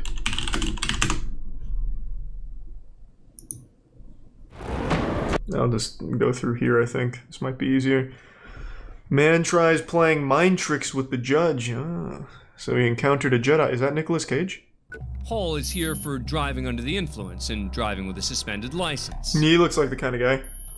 Sir, I haven't said for the court how I'm appearing today, sir. I'm not asking you yet. What does that mean? I can see how you're appearing. Like a meth addict. Sir, today I'm appearing as the agent and settler for David Hall. Oh, he's cosplaying. Okay. My name sounds exactly like the defendant's, and I'm here to settle that matter today. Oh. So are you and David Hall one Interesting. I'm not a person, I'm an individual. David Hall is a person, I am a private individual. Hall's legalese Interesting. is to say the least, but the judge He's got us backed into a corner. Man, individual. And I don't think you understand the difference between a person and an individual. Could you appear as a 19-year-old boy, perhaps, if I asked you to? Correct. Just starts transforming his face like a polyjuice potion. And even the person's bond today, $10,000. Damn. Is the settler of the Slap the whole family. And the person continues to drive without a driver's license. Quick, substitute in somebody else. This time you're Martha Cranberry. Is a violation of his original bond. All versions of David Hall must remain in jail unless he can come up with the cash. Well, is there any other? Are you asking me as the settler, the agent? Hey, he's getting fucking blasted. Judge is bending him over and biting his fucking asshole off. Okay, I am not the person, David Hall. Tell him he's not leaving jail either, all right? Have a nice day. Thank you. Thank you, sir. Come on. Down the middle. You have to be a really insufferably fucking dumb asshole to think sovereign citizen is a real thing. Just as a heads up. Thanks to the resub chills. It never works because it's not a real thing. If you say you're a sovereign citizen, you just get laughed at. Let's see what the most dramatic moments are. He's even got merch made. That was pretty cool. Please be seated. Accused of killing 2 teens in 1993 when he was just 16. Holy shit. At that time, it became a key piece of evidence for the prosecution. Present in the courtroom. The court has received. So did he actually kill them or what? Indicating that they've reached a verdict. Villegas has been on trial 3 separate times for this crime and has maintained his innocence throughout. After spending 18 years in prison, that verdict was thrown out in 2013. Holy shit! Because of ineffective assistance of counsel. He has remained out on bond as he awaited a 3rd trial. During that time, he fathered 2 children. What the fuck? The prosecution continued to insist on his guilt. Verdict Form B. We, the jury, find the defendant Daniel Villegas not guilty of... Hey! Oh, okay, so that had a happy ending, assuming he didn't actually murder anyone. If he did, then that's not good. We'll need to, have a hard think on that if that happens to be the case. 16 years old. Good luck to you, sir. He fucking did it! It only took 18 years of his life. Madison's been convicted on 3 counts of aggravated Jesus murder for Christ. the killing and mutilation of 3 young women in Ohio. As part of the hearing, I thought these were gonna be goofy. These are fucking heavy. Jesus Lord. Right now, I guess we're supposed to, in our hearts, forgive this clown. No, I hate that perspective. You don't forgive people like that. It's not empowering. It's not just demonstrating strength to forgive a murderer. It's ridiculous. Oh, fuck.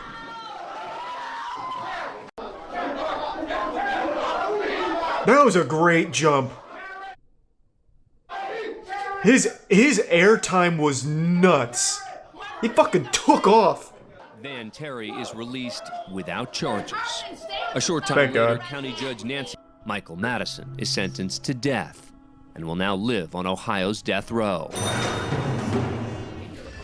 We start things off at the Russell. I am so glad that guy didn't get charged. I am so fucking glad. Domestic violence order. I hate when like you lash out at someone like that and you get charged for it. It's fucked up. I haven't done anything to this court. Is she gonna lunge at him too? Fucking take off. For contempt of court. Make any difference. You will serve 10 days for contempt of court. You go now. Oh, Jesus Christ! Make it 11 days. In a legal process. She handled that really well. Damn, people really like lunge. No, I'm not. I'm not under oath. All right, raise your right hand when I swear in. Ooh! Blasted, get pranked. Oh, we've seen this. I recognize this guy now. You threatened my life the other day. I remember this. We did see this one. I am not under oath. This is being done unconstitutionally. I don't remember what he does. My kids unrightfully. So that being said, He's driving a hard case. No, do you want to be here or not? The judge is handling this very well. Wants to sit here while you take their kids. This is a conflict of interest. Can I get some water, please? Do you want to suck his dick for the water? No, I need you to answer. He's so patient.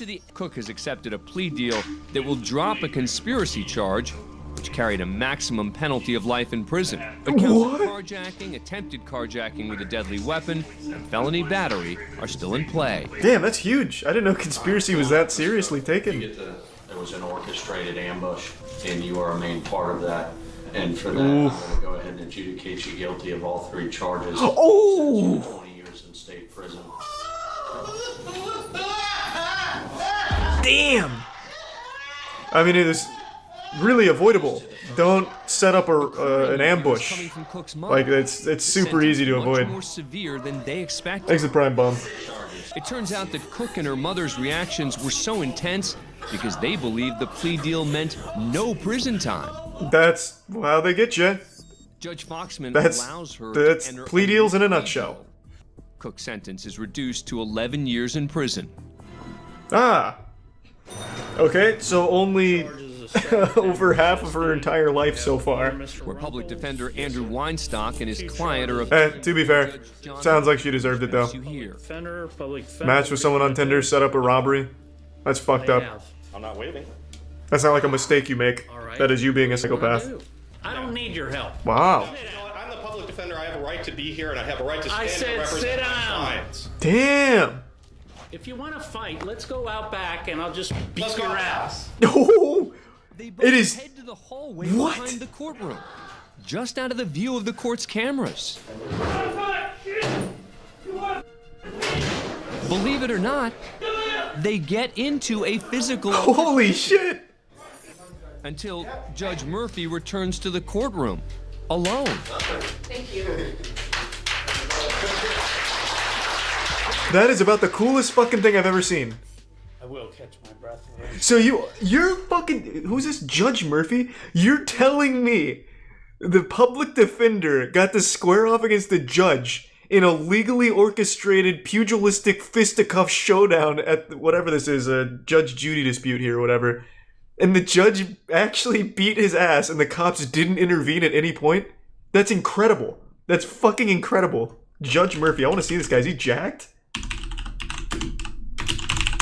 Florida, that sounds about right. Florida Judge Murphy. Come on. Oh, come on. Who is this mystery man? What the fuck?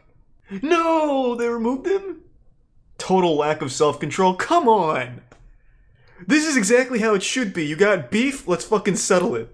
That's great. I just want to see him, man. I'm not his fucking attorney. I just want to see what the guy looks like. Will he pop up in images? No way. This is what he looks like? This guy threw hands? He wasn't dealing with like a pushover. Like, this is a big boy. God damn. All right. Hey, hats off to him. Trial by combat. He's got that old man strength. I would like to get it done as fast as possible. Good answer. Doesn't help me. Now, if you can beat the judge in the fight, we'll reduce it even further. Florida Judicial Qualifications Commission, who charged Judge John Murphy with threatening to commit violence. It wasn't a threat. Sounds like he followed through. Engaging in a physical there altercation it with is. counsel. The case eventually reaches the Florida Supreme Court, which orders the immediate suspension and permanent removal of Judge Murphy from his post. Thanks to Resub Humongous. If you can beat my goddamn lawyer in a fight, he wasn't a good lawyer in the first place. Washington. In the You beat my Judge lawyer, R.W. you beat me. Buzzard, That's fine. who's just finished some business. How far would you go for TikTok views? Would you sell your soul? Slap your mother? Slap my mother? You better not. I'd come over there and bite your dick off. But what about going to jail for 3 years? Does that sound reasonable for TikTok views in exchange for that prison sentence? How bad do you want it? What's your limit? Would you throw away 3 years of your life just for a few TikTok likes? If your answer to that question is no, you're a pussy, you're a coward, and you will never make it as a viral TikTok superstar sensation like this guy and his friends. I'm kind of underselling the story. Not only did the main guy in this video get 3 years, but his 2 friends that helped him make it got 2 years in prison. So check this out.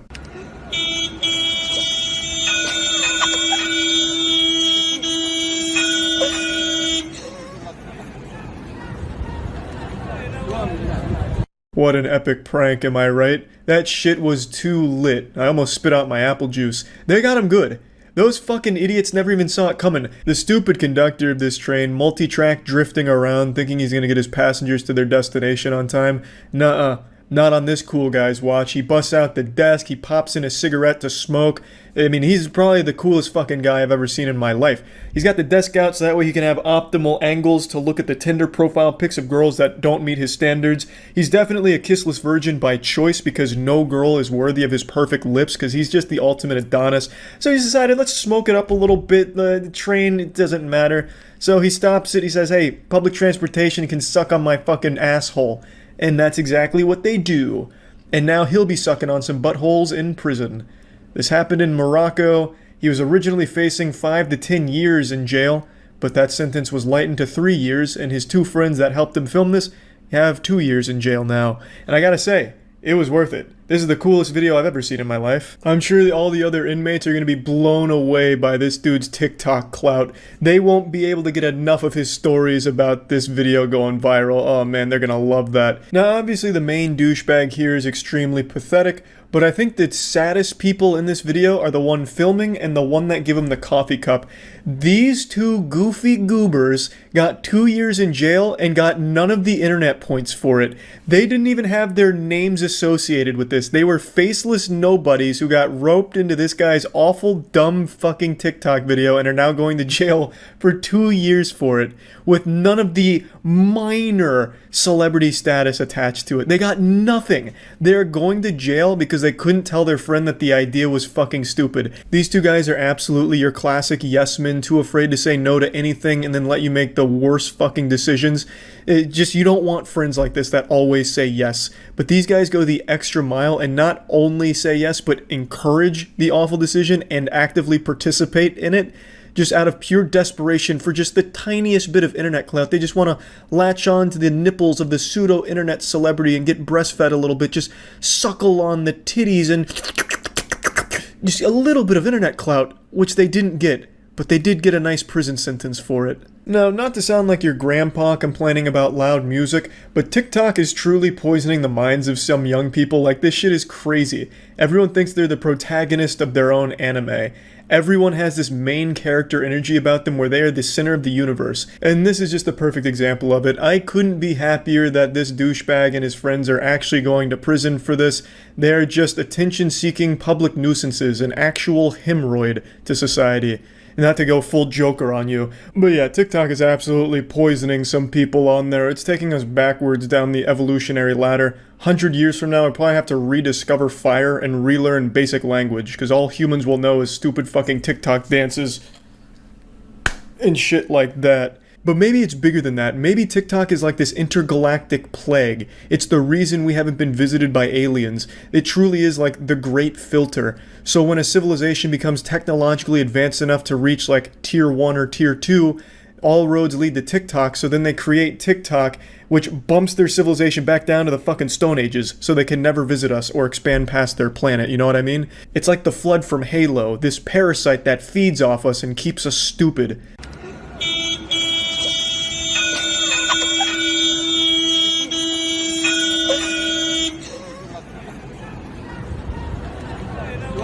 To be honest, this just kind of looks like an elaborate suicide attempt that didn't work. Like the thought process here, I'm gonna sit in front of a train and hope that it stops in time. Like, the amount of faith you have to have in a complete stranger there is mind-boggling, hoping that the conductor's paying enough attention to stop in time before he just fucking flattens you and sends you to the afterlife, fucking banishing you to the shadow realm. Like, it's crazy. And since everything becomes a trend on TikTok, and this was a very popular video, I'm shocked it didn't become a trend. I thought for sure this would be like the hashtag stop a train trend, where you like go on the tracks and you throw your ass in a circle, clapping your cheeks to some pop song and hope that the train stops, and then people just getting blasted by trains going all over the news. I'm actually surprised that didn't happen. Now, granted, this train isn't exactly like Thomas the Tank Engine gone wild. It seems to be moving at a slower pace than most trains I see, but it is still an extremely dangerous stunt and an extremely annoying one. Everyone on that train is now late to their shit just so you could have your 10-second TikTok video. So yeah, I definitely think the punishment fits the crime here. 3 years sounds reasonable. 2 years for his friends. I'm glad all the douchebags got thrown into the slammer. Huge round of applause to that decision made over there. And yeah, that's about it. So yeah. Yeah, there's not a whole ton to be proud of when it comes to Florida and the people in it. Like, half the people here think using sunscreen is going to send you straight to hell. So with that in mind, let's see what Florida people are up to when it comes to coronavirus and the controversial topic of wearing a mask. You literally cannot mandate somebody to wear a mask knowing that that mask is killing people. It literally is killing people. Yeah, this is why it's so easy to scam people these days, because everyone just wants to feel special, so they just will believe anything at all that puts them in a category that's different from others, no matter how fucking wrong it is. Like this claim right here, you can immediately disprove that masks are killing people with a 2-second Google search, but it doesn't matter because she believes it. She saw it on Facebook, and now she 100% believes it and will not hear the actual truth. That's why people are buying fucking special rocks that they're told blocks Wi-Fi, which they're told, you know, exposure to Wi-Fi over time will cause your nipples to fall off. And they don't bother to do any research on it. They just stick in this fucking disgusting echo chamber on Facebook and believe things like masks are killing people. And we the people are waking up, and we know what citizen's arrest is, because citizen's arrests are already happening, okay? And every single one of you that are obeying the devil's laws are going to be arrested. And you, doctor, are going to be arrested for crimes against humanity. Whoa, calm down there, Judge Dredd. Jesus Christ, she's out here being the judge, jury, and executioner. Threatening a citizen's arrest, that's serious. You know, citizen's arrest, I think, has been pulled off successfully 0 times in the entire history of that fucking thing's existence. I'm pretty sure citizen's arrest was started as a joke, and then they just kept it there as a joke. Threatening to citizen's arrest somebody is like threatening to shoot laser beams out of your eyeballs at somebody. It's a threat that you just laugh at. Every single one of you have a smirk behind that little mask, but every single one of you are going to get punished by God. You cannot escape God. You cannot escape God. I'm gonna say that again. You cannot escape God, not even with the mask or 6 feet, okay? Damn, and here I thought I was safe with my 6 feet, but I guess God has an answer to everything, huh? He can counter pretty much every move? What a shame. Well, as you would expect, the majority of people that are against masks think that it infringes on their God-given oxygen. Because apparently when they put on a mask, they like suction cup it to their face and suffocate themselves or some shit. I don't know how the fuck they wear a mask unless they're like duct taping it around their face until they pass out. I couldn't tell you.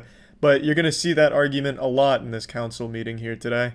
6 feet, like I said before, is military protocol. You're trying to get the people to train them so when the cameras, the 5G comes out, what? They're gonna scan everybody. We gotta get scanned. We gotta get temperatured. The kids have to go to school with masks. Are you insane?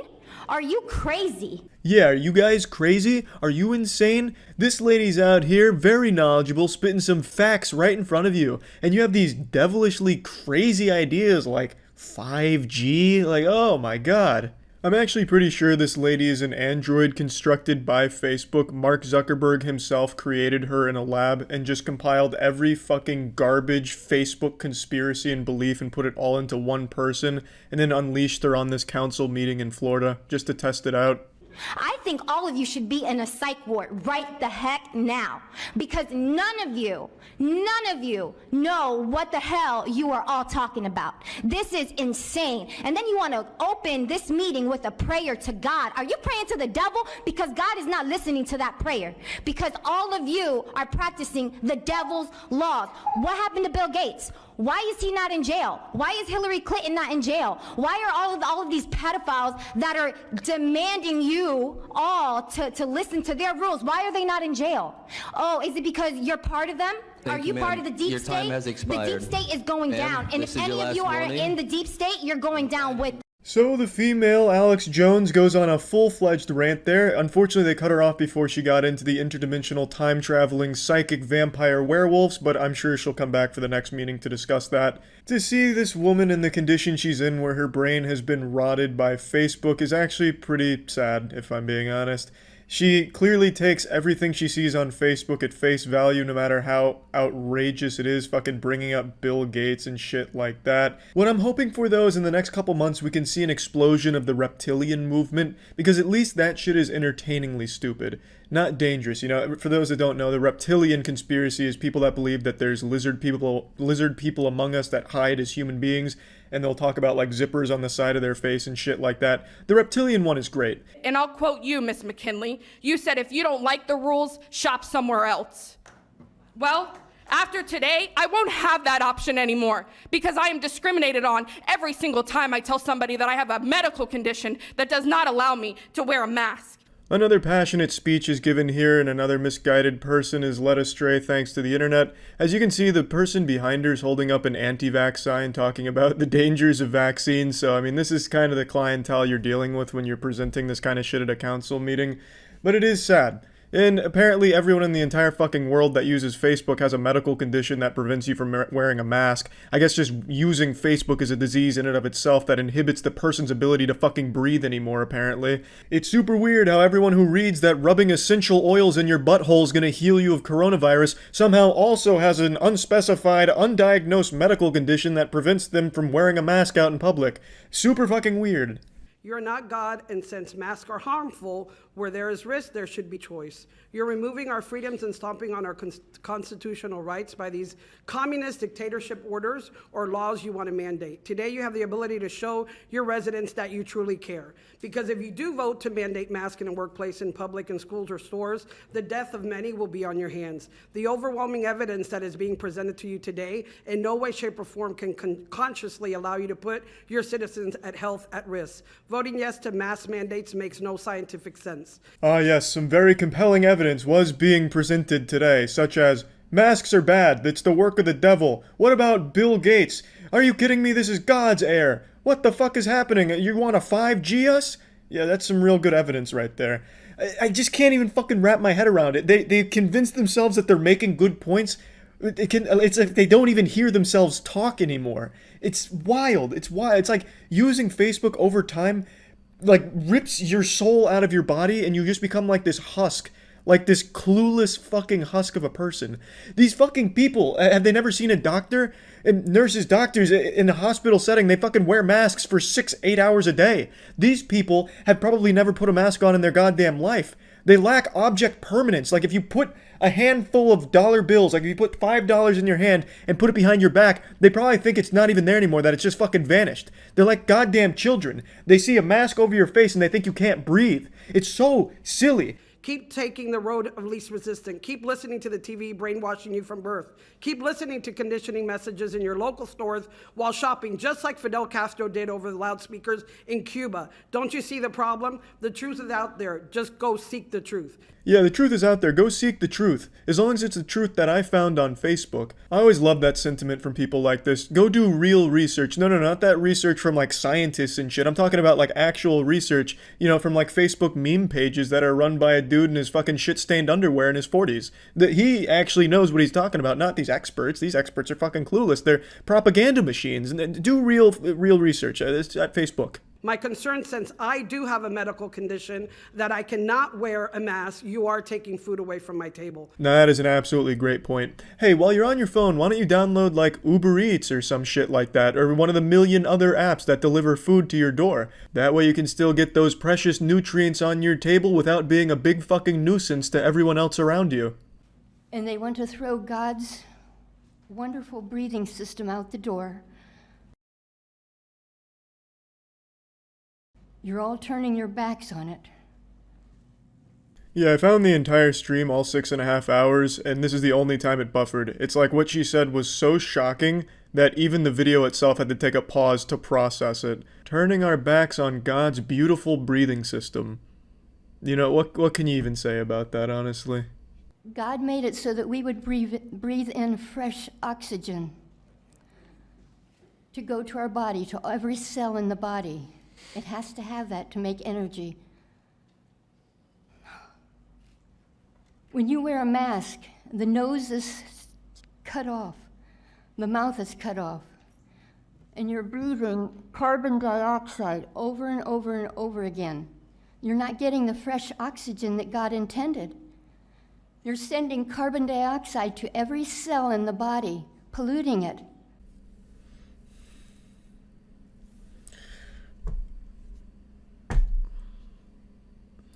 I'd like to say, in the beginning, God formed man out of the earth and breathed his breath in him, and he became a living soul. And God gave us the very breath that we are to breathe. I would also like to know, where do you get the authority to reduce my oxygen? Who made you perpetrators over my life? Jesus Christ, there isn't some kind of invisible goblin unit that's stealing oxygen away from you and giving it to the government. It's a fucking mask. And ma'am, as a doctor, I really have many question marks about your degrees and what you really know, because what you say is the political dogma that they're trying to shove down our throats on every commercial and every store, and it's disgusting. And I'm sorry, ma'am, but I don't think that you are worthy of your credentials. And I would ask suggestively that you go back to school and get educated. Yeah, why don't you get educated like this perfectly sane woman here who was talking about how God breathed into people's assholes in the beginning of time or something? Why can't you be more knowledgeable and smart like this woman?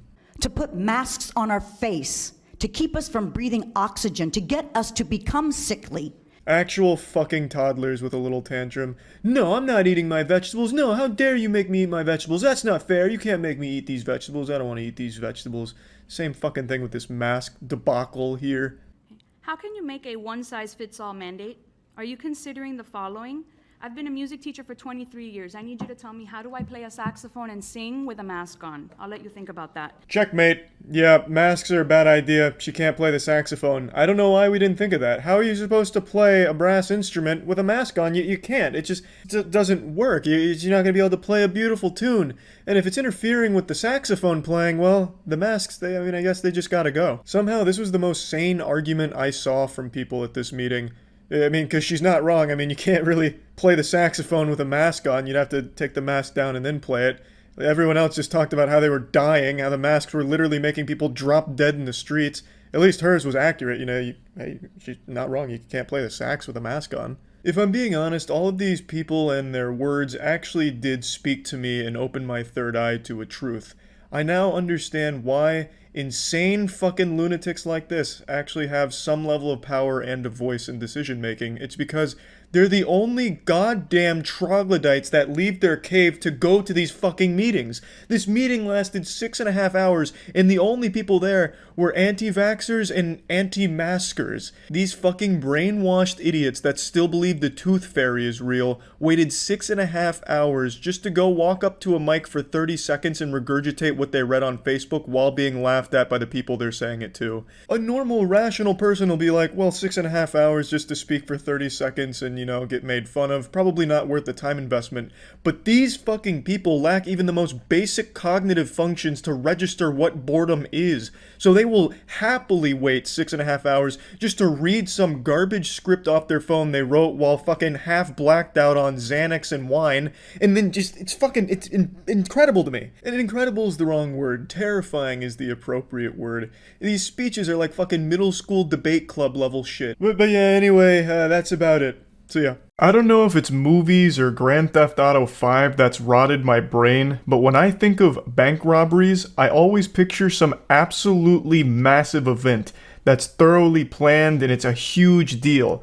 Like when I hear, oh, a bank got robbed, I'm expecting the follow-up sentence to be, and then Spider-Man stopped the robbers. I've just always imagined bank robberies like it's straight out of a cartoon, high-tech security, damn near impossible to pull off successfully. You see like an Ocean's 11 movie, you're like, wow, no one's ever going to be able to actually rob a bank like this, huh? They've just always made it sound so fucking wild, saying things like, alright, we're going to need a 20-person team in order to pull this one off successfully, boys. The target is a 15-inch thick steel titanium concrete vault door that's protected by a retina scanner and biological deposit box for fingernail clippings, and it'll only accept it from the head honcho of the bank. You also have to sing the fast part to Eminem's Rap God, and if you fuck up a single lyric, the alarm sounds and the FBI's swarming within 30 seconds. It's also protected by a moat with 45 crocodiles inside and 24/7 security, and they're all ex-Navy SEALs. We're going to have to be in and out within 5 seconds. The job is simple.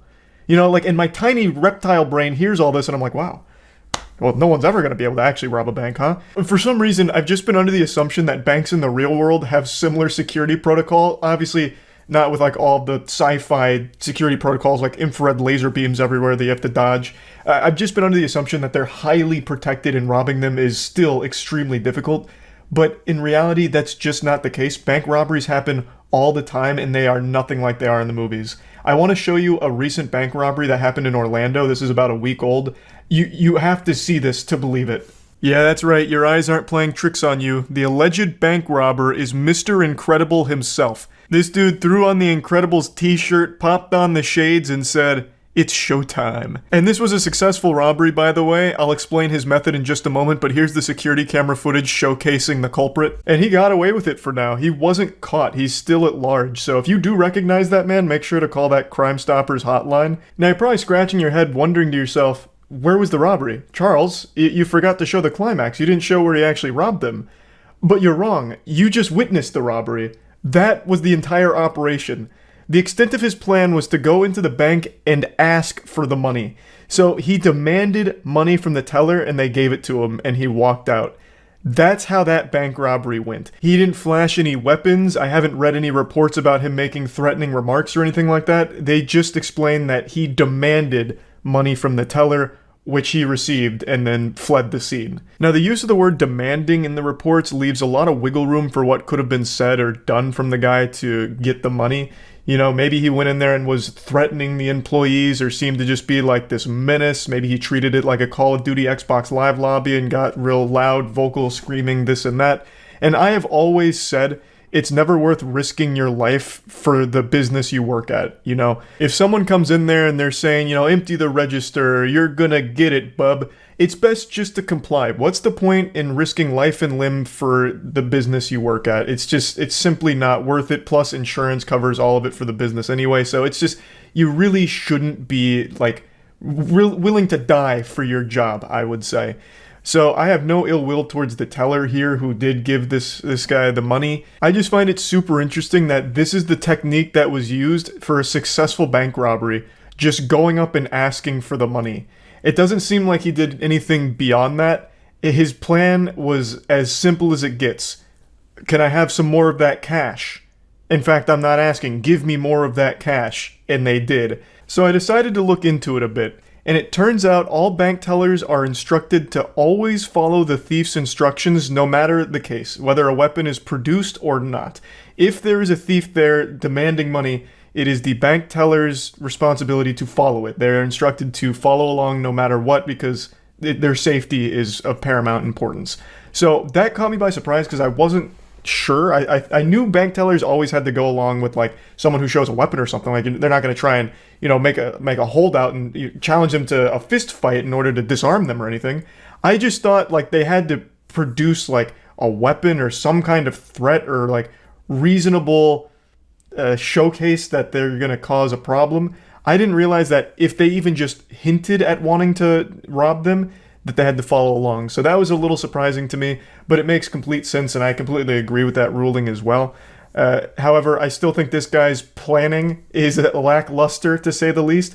He didn't even make an attempt to conceal his face. The closest thing he has to a disguise is just some sunglasses he picked up at the gas station, probably on the way to the bank. Now, I don't want to undersell the importance of his wardrobe pick for the day. I think the Incredibles shirt really sealed the deal. There's a good chance this crashes and burns if he's wearing just like a normal Abercrombie & Fitch shirt or something, but he threw on the Incredibles shirt. That right there adds like a +10 to intimidation. They didn't know who they were fucking with and they weren't taking any chances. So he got away with it for now. He's managed to elude authorities as I understand it. So overall, just like a really goofy, wild story that I happened to stumble across today and just wanted to share with all of you. This is not at all how I imagined bank robberies going in the real world. I very rarely have ever read about any in the real world aside from like the big ones where there's getaway cars, like massive police chases, shootouts. You know, I haven't heard of any like this, so I just found it to be pretty interesting. That's about it. So yeah. To many people, Florida is an incomprehensible wasteland, almost like something out of a fantasy novel, like Narnia, if Narnia was infested with drugs and human trafficking. But for me, I call Florida home. I've lived in this utopia for all 28 years of my life, and I've got to tell you, I swear with my hand on a stack of Bibles, there's nowhere else I'd rather live, being completely truthful. Born and raised from the womb to the tomb in Florida.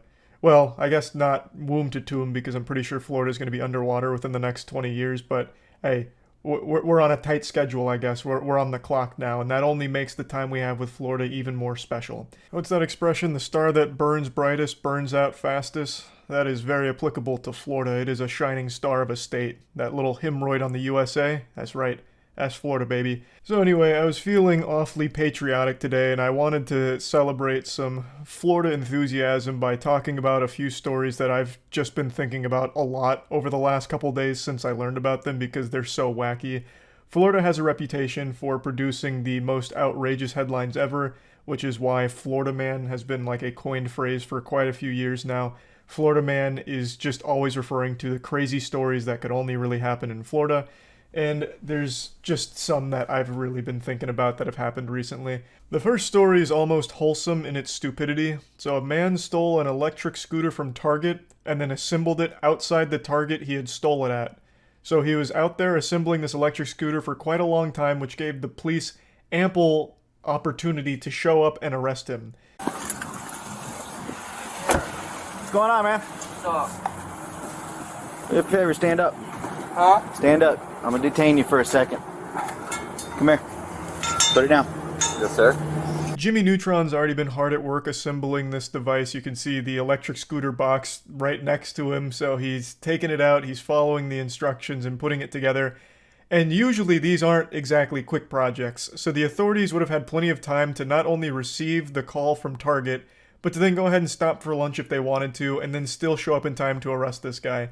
He was out there for quite a while building the scooter, so the police showed up and probably were beyond surprised to see that he was still there. This was probably like a jump scare for them as well, that this guy who had stolen a scooter like 30 minutes ago was just outside putting it together.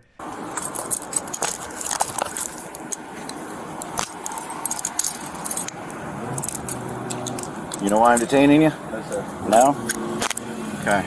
Once I get these on you, I'll explain it to you. We'll get it all figured out, alright? A confounding mystery, no doubt. Why would this good Samaritan just casually putting together the electric scooter he just stole possibly be getting arrested or detained here? Something that science can't quite explain, I suppose. I just really like this whole idea here. He steals the scooter and he's like, alright, great. Oh man, I can't ride this. It's in the box. Well, guess I'm gonna have to put this shit together like it's some fucking Legos. And he just does it outside the Target he stole it at. He could have taken that anywhere else. Literally anywhere else. He could have taken it to like a nearby park or even just on a sidewalk somewhere and started putting it together, but instead he puts it together at the danger zone, the hot spot where he had just committed a crime. Did you buy this scooter?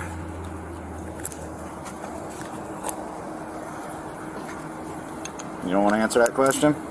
Caught him with his hand in the cookie jar with that question. He asks if he bought the scooter, to which he receives no reply. So then the reality starts to sink in for this guy.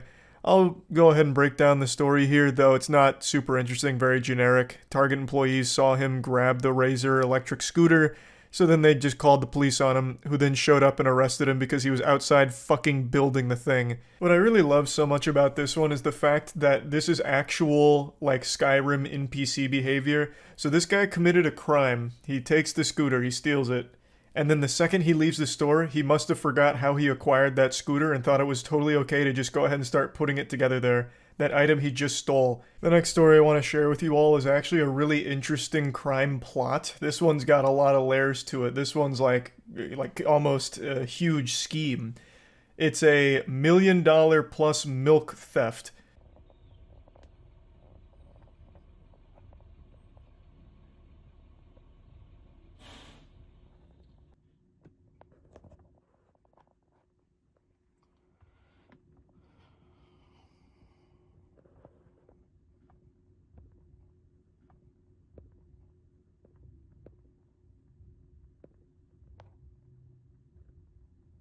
This is actually like a whole crime group, like the fucking Milk Mafia.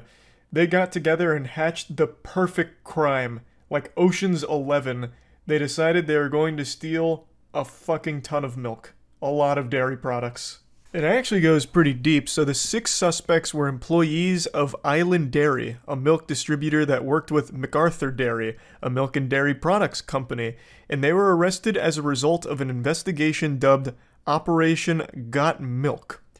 This is already a lot to take in. So you've got a lot of players at play on the chessboard here, a lot of pieces in position. When I first saw the headline, I expected it to be like 1 or 2 Florida men that thought they could steal a lot of milk and sell it. So they stole $1 million worth of milk, and I was like, holy shit, they just made $1 million. It took me a minute to register in my fucking smooth little brain here that who in the world, who on God's green earth is going to be buying $1 million worth of milk? That's not exactly a product that you could turn around and immediately get your money out of. You'd be squatting on a massive, massive fucking inventory of dairy for years before you even remotely started to be able to sell some of it. I don't think there's like a booming black market for milk, so it's not like you're just going to immediately be able to turn it around and sell it on the fucking Grand Exchange like it's RuneScape or something. And I've got to be honest, I'll admit my ignorance here. I don't know if Big Dairy buys from random people, right? So if you have $1 million worth of milk that you have stolen from these trucks, how are you going to try and sell it to a different distributor or a different company? I just don't think they'd be buying your, trunk of milk, right? You pull up behind an alley and you're like, all right, I've got the fucking product here. And they give you money for the milk. I don't think a huge market to be able to immediately turn these products into money in their hands. News stations reported that suspects were delivery drivers and dispatchers for Island Dairy. Since 2021, the suspects systematically pilfered more than $925,000 worth of milk from MacArthur Dairy, along with around $350,000 worth of crates. So obviously we're dealing with a lot of milk here. This is more than a Morton Joe was able to harvest in Mad Max Fury Road. The men would allegedly manipulate the ordering system, causing extra dairy products to be loaded onto the distribution delivery trucks. Police said that the delivery drivers would deviate from their pre-assigned routes, meet with another individual, and transfer the extra dairy products to their delivery truck. So they even reveal the method here. They're just giving away the formula that they used. One suspect allegedly sold each stolen milk carton for $10. Let's pump the brakes for a moment. Who the fuck is buying that? Not only is the price not great, but it's also extremely sketchy just to be buying a carton of milk from a stranger. Who would do that? That shit could be poison. It could be just fucking liquid cyanide in there. Like, what? Why would you do that instead of just going to Walmart and getting a carton of milk for like much less than that usually? It just doesn't compute. Who would treat this guy like he's their drug dealer, like their plug? Like, passing out free milk cartons like, hey, come here. I've got some milk cartons in the trunk of my car. First one's free.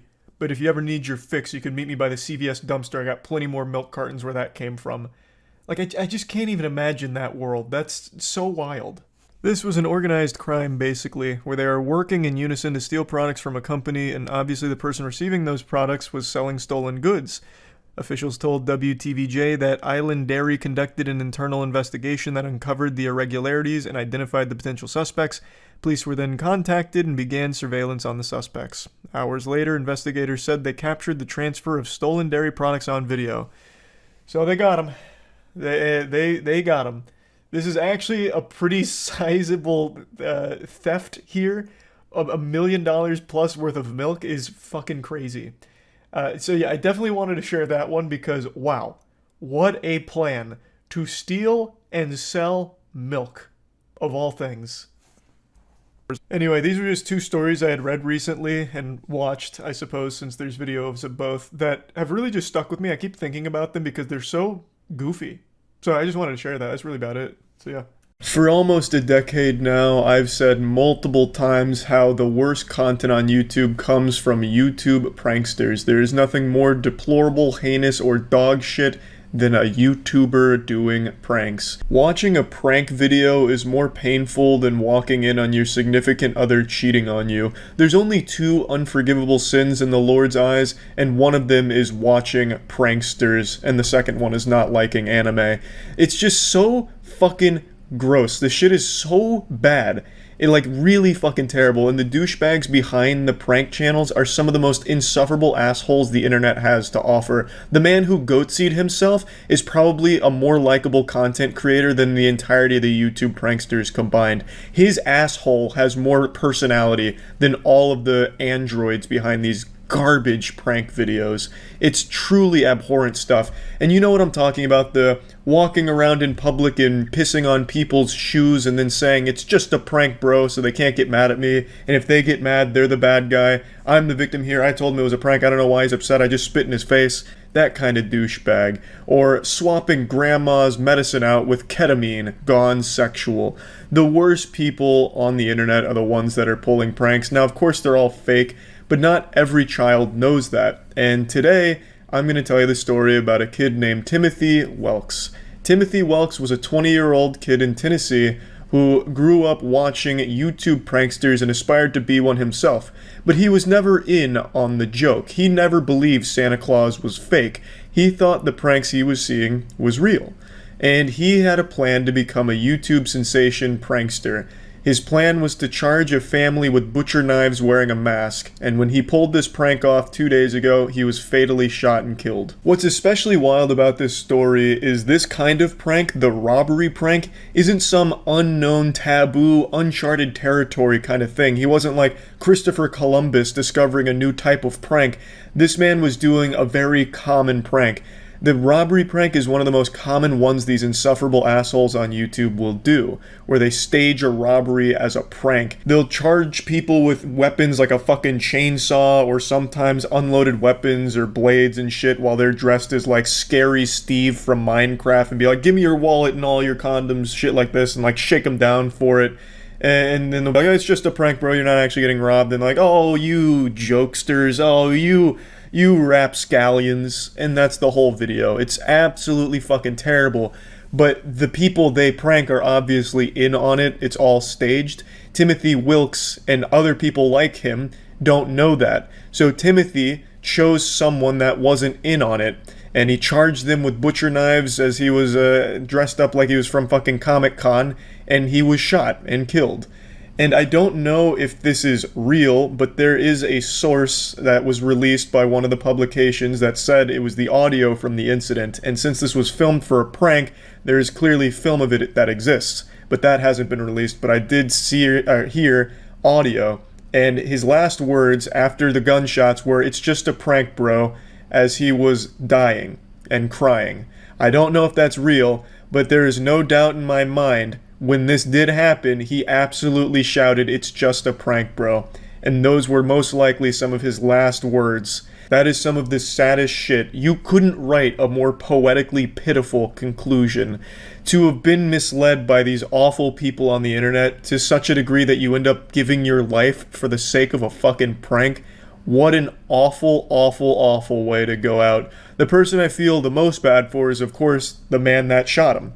He was a guy that was just acting in self-defense. He saw two people, Timothy Wilkes and his friend, both dressed up in masks, charging him with butcher knives, and he armed himself and shot. The dude's not like James Bond or Rambo. He wasn't going around hunting bad guys. He was getting charged by two people he didn't know with knives, so he armed himself and defended himself.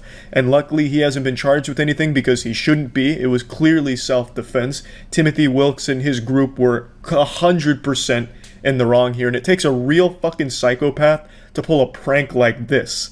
It takes someone extremely delusional to think that this is somehow an okay prank or anything like that. These fucking pranks are so stupid. The punchline is literally, ha ha ha, you thought you were about to die. Now, of course, in all the other ones, it's all fake and the people are clearly in on it, but in a case like this, Timothy Wilkes literally thought this was going to be a good prank. Like, he'd go up to these people, make them fear for their lives, and then at the end they'd all be laughing, slapping ass, and then grabbing themselves a little beer or something.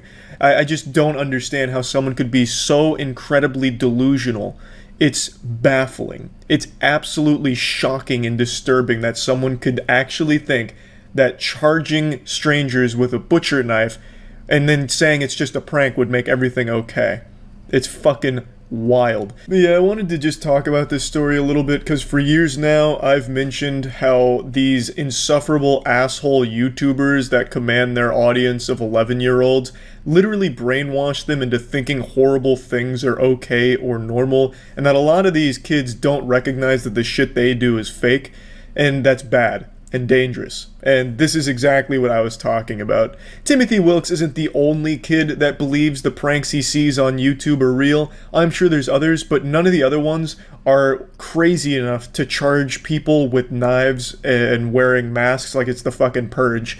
So it's just one of those freak things that was always going to happen when you have absolute fucking degenerates making dog shit pranks where they're like kidnapping their friends and putting them through Saw games and then saying it's just a prank at the end and then everyone's all smiles. Fucking ripping their dick off and then just saying it's a prank and they're like, oh shit, you got me, yeah, my penis is gone, should have seen it coming, that was a fucking epic prank, friend. It's crazy. Fucking crazy. Horrible situation here, and I feel horrible for the guy that ended up killing Timothy in self-defense. That's gotta be a traumatic experience for him, and, well, it's just a situation that should have never happened in the first place. Terrible. That's it. See ya. Oh, finally some real karate. Jesus. This is like when I play Tekken. Damn. Holy shit. Finally, 2 deadly warriors. A new challenger, Jesus! Same stance. I see they were all trained by the same master. Oh god. Who's next? A 9-year-old? Wow, this is a big mismatch. Don't use your legs, use your size advantage. Hey, don't listen to me, I'm not your master actually. I'm not your sensei. Do what he taught you. He seems to have trained you well. I like how they only let him go for like 20 seconds just to make sure nobody accidentally hurts each other so that way the master and the dojo aren't responsible for it. Does this not look like a high school gym? No, it's most certainly a high school gym. Where else are you going to train martial arts? I feel like I'm watching a David Attenborough segment. Like when the bees are swarming the wasp. Good, good. Okay, when the police get it, we'll see. We'll see, okay? Yeah. I think the police are going to be on his side if you're stealing. You shoplifter, you can't shoplift here. Yeah, why not? Why not? It's a law, I guess. Shoplift here. Go ahead and watch what happens. I can't tell if like she's an age illusionist. I can't tell if she's like early 20s or late 40s. Even her mom and dad are like, well, she kind of deserves it. No. Oh god, the demon's coming out? I'm working. She's what's that? He's got her with the holy takedown. Stop it. Don't bite him either. Stop it. Thanks, referee. You're being filmed, man. Wait. Watch your mouth. Be a gentleman. Who's she, his coach? Remember your training. This is not the way of the Force. God bless the cameraman, finally. This dude deserves Employee of the Month here. Graphic warning, that's... Suspect gets naked as meat falls from his pants. That certainly does sound like Florida. If I was confident in their blurring ability, I would watch that, but I'm not. Sophisticated method. All right, they just crash the car through the front and just start grabbing shit. Melinda Ford, aka Puffy, is about to hit the dressing room of a Bell's department store in Florida. That's fucking awesome. She's like a kingpin. Last year we were given access to an unfolding investigation to a crime stealing another $40 in shirts. Sleight of hand, and that's why Sergeant Jim Ostachek from Ooh, the the County Sheriff's Sarge. Office has spent nearly a No month shoplifter has searching ever survived Puffy an encounter with the Sarge. store to store. Investigators say if they can flip Puffy, they're betting they can round up the returners. This is like Sly Cooper 2. The whole booster ring. And radioing their movements to officers outside waiting in the But how dangerous is Puffy? Subjects are now exiting the store. She learns that Pee-wee's double-crossed her, so she takes her out to like a crocodile-infested swamp with an assault rifle. Vehicle is moving. Their own share of substations. We've got you now, Puffy. Pull over Puffy and Pee-wee right into the station's parking lot. Puffy comes out with dual katanas. Puffy is escorted Police say Puffy finally seems to crack. Oh, they broke Puffy? And they've managed She's to get her to snitching? call everybody in her virtual Rolodex. Oh, And shit. she's gonna go to them one. He would be like the only Now person she's that signed you as don't like the have a phone lieutenant of the police force. Methodically helping them. I never thought that what I did was this serious. Stealing? It's very serious. Well, It actually is an organized crime. Puffy, who will receive a 2-year prison Eh, term plus 10 years of it probation. is stealing. It's pretty. Still work, helping to pretty round well up known to not be dozens good. of suspected returners claim she paid to return for stolen merchandise. Damn, that car is out. Her husband just left. 33-year-old Fuck you, Carol. is also one of them. She was Damn, this is like the end of an Ocean's 11. 24 months of probation. God damn. Don't tell me it's filmed like this. Much better. Put a finger in his asshole, it'll calm him down. It's like a human cheat code. You're not getting away from us, dude. That's what you think. Right now, he's doing a huge brain scheme where he's sweating and getting it all over his body, making him slippery, and he'll slip right out. We don't want to hurt you. I feel like I'm watching the MMA right now with some little ground and pound action, but much slower. You're going to jail, man. Please help me. No, you're going to jail. He's getting arrested for having a man bun. Yeah, he didn't steal anything, they just don't like the man bun. And it's not a man bun, this is called the top knot, by the way. Hats off to these 3 dudes for not getting bored of just, like, holding this guy. Little dance with him. Don't come back to this target, you heard? He just gets hit by a car. Why is it called held at gunpoint? Oh, it's not over yet. What the fuck? This is 12 minutes? What the fuck? What is he? Does he come back to steal more shit? But this time wearing a mask? Why'd you let him go? Oh, he lives across the street. Over 2 minutes. Well, the cops are a little late. Oh, he went to steal somewhere else? Bro, this cameraman's getting so much action in one night. Send the cameraman in to negotiate. Target guy, so it's an assault. Why is he hiding behind a gas pump? You never know what the shoplifting guy is capable of. He might start tossing Molotov cocktails out of the chimney or something. He's unpredictable. Is there even anyone in there? The shop owner looks very calm. And he's just jogging around, hanging out. What is happening? I thought he had taken hostages. He dressed up as the storekeeper. Yeah, like hitman disguise. He knocked out the storekeeper and put on his disguise. Well, where the fuck is he? Is there even anyone in there at this point? They got the wrong address. They meant to go to the Target. Oh, this is fun. Everyone here is having a good time. He flushed himself down the toilet. He's already getting trained by Master Splinter in the sewers now, yeah. He's gonna come out an even stronger shoplifter. There he is! I see him! That's the guy! Run back to the Target. You're safe there. Jesus, they got a helicopter out here for a shoplifter? Shit must be boring as fucking Sherman Oaks. Finally, some action. I don't care if you only stole 5 packs of Yu-Gi-Oh cards. Call everyone, get them all out there. I recently watched a video from a channel called Crime Zone, which put together this beautiful piece on one of the most interesting criminals I've ever heard of. It just seems like something more out of a cartoon than reality, like the real world Dirty Dan here. I'll quickly hit you with a 30-second Shark Tank pitch to get you interested and tell you why you should care. Basically, an army veteran uses his skills to target McDonald's locations for robbery, and his specialty was busting in through the rooftop.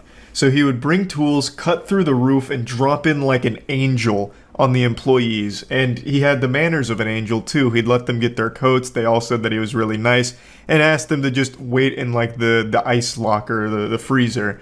and he'd rob them and leave. And he did this for quite some time before being apprehended. Spoilers, he gets caught. But he doesn't spend too long in jail because he hatched a galaxy brain scheme to break out, which he executed flawlessly, becoming the first prisoner at that facility to ever break out successfully.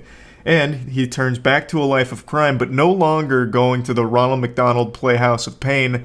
Instead, he transitions to living in a Toys R Us and gradually stealing their toys. So what he does is he lives at a Toys R Us by living behind a bike rack. He carves out his own little like hidden man cave in the walls. I won't spoil how it all ends or anything like that, but I just wanted to get like the cliff notes out here because I just find it so wild. I'll put a link to the original video in the description, of course, so you can watch the entire thing, but I'll show you some clips from when we watched it. Alright, let's start with, let's see Roofman. This sounds kind of interesting.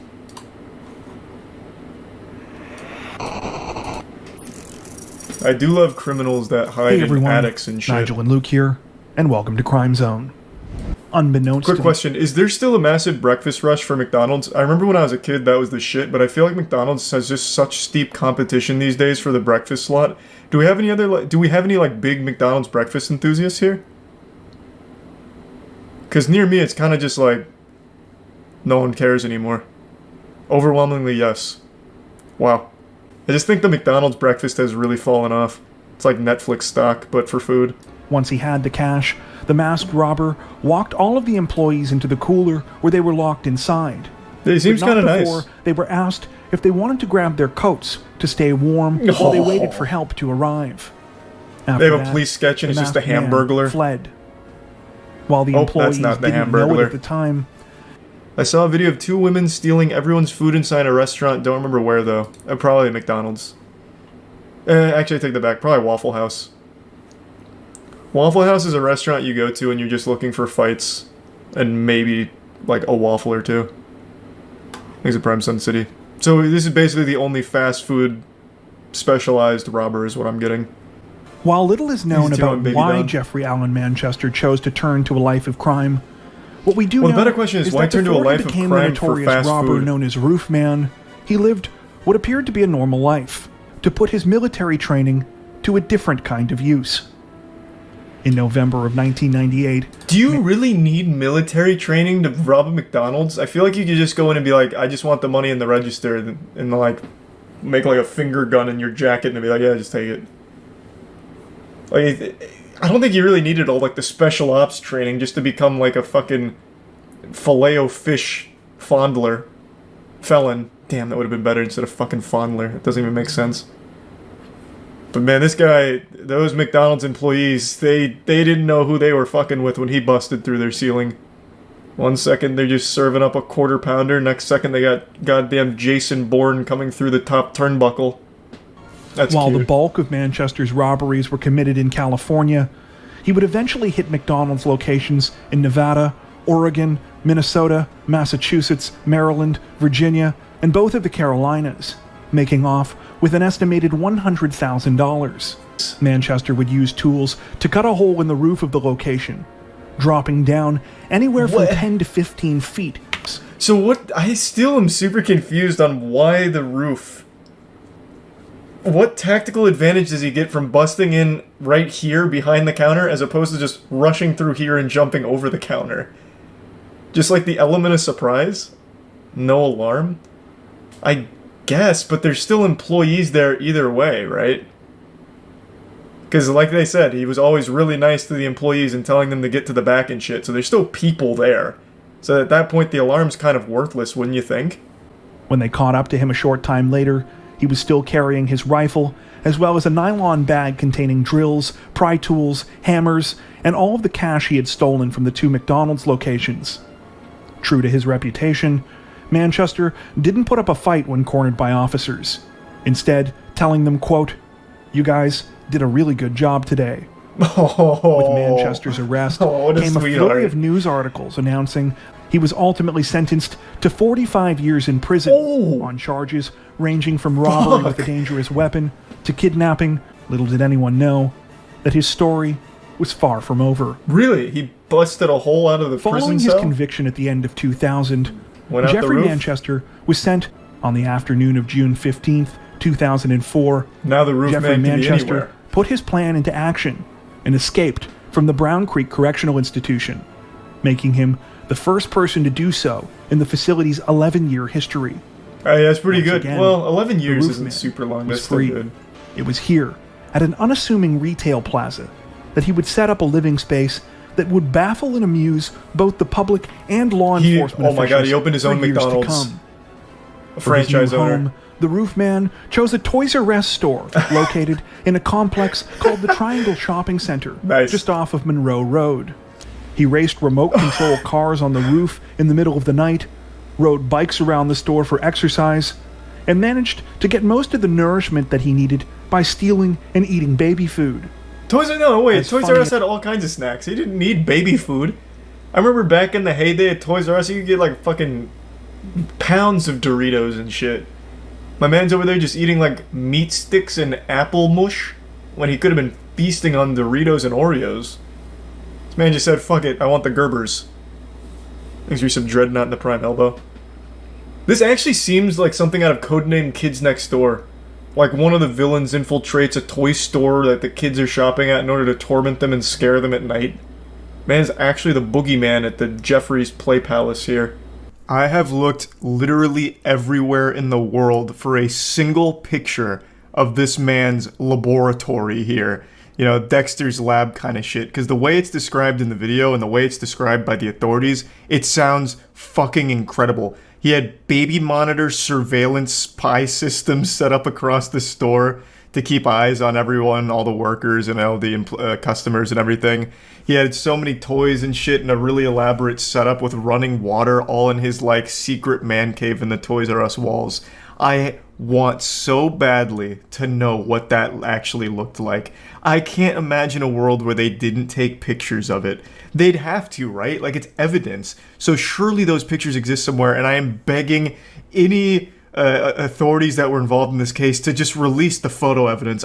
Let us see it. Let us just take a gander. I have to know what his little secret lair looked like here in this Toys R Us, because it must have been so fucking cool. Or maybe it's overhyped and it was actually just like a really small like coffin of a couple of toys that he'd stay at. Who knows? But it just sounds so impressive and I would love to know what it looks like. But unfortunately, I can't find a single picture of it anywhere. I can't even find like a single like artistic interpretation of it from anyone from the scene. Nothing. But I know those pictures have to have existed.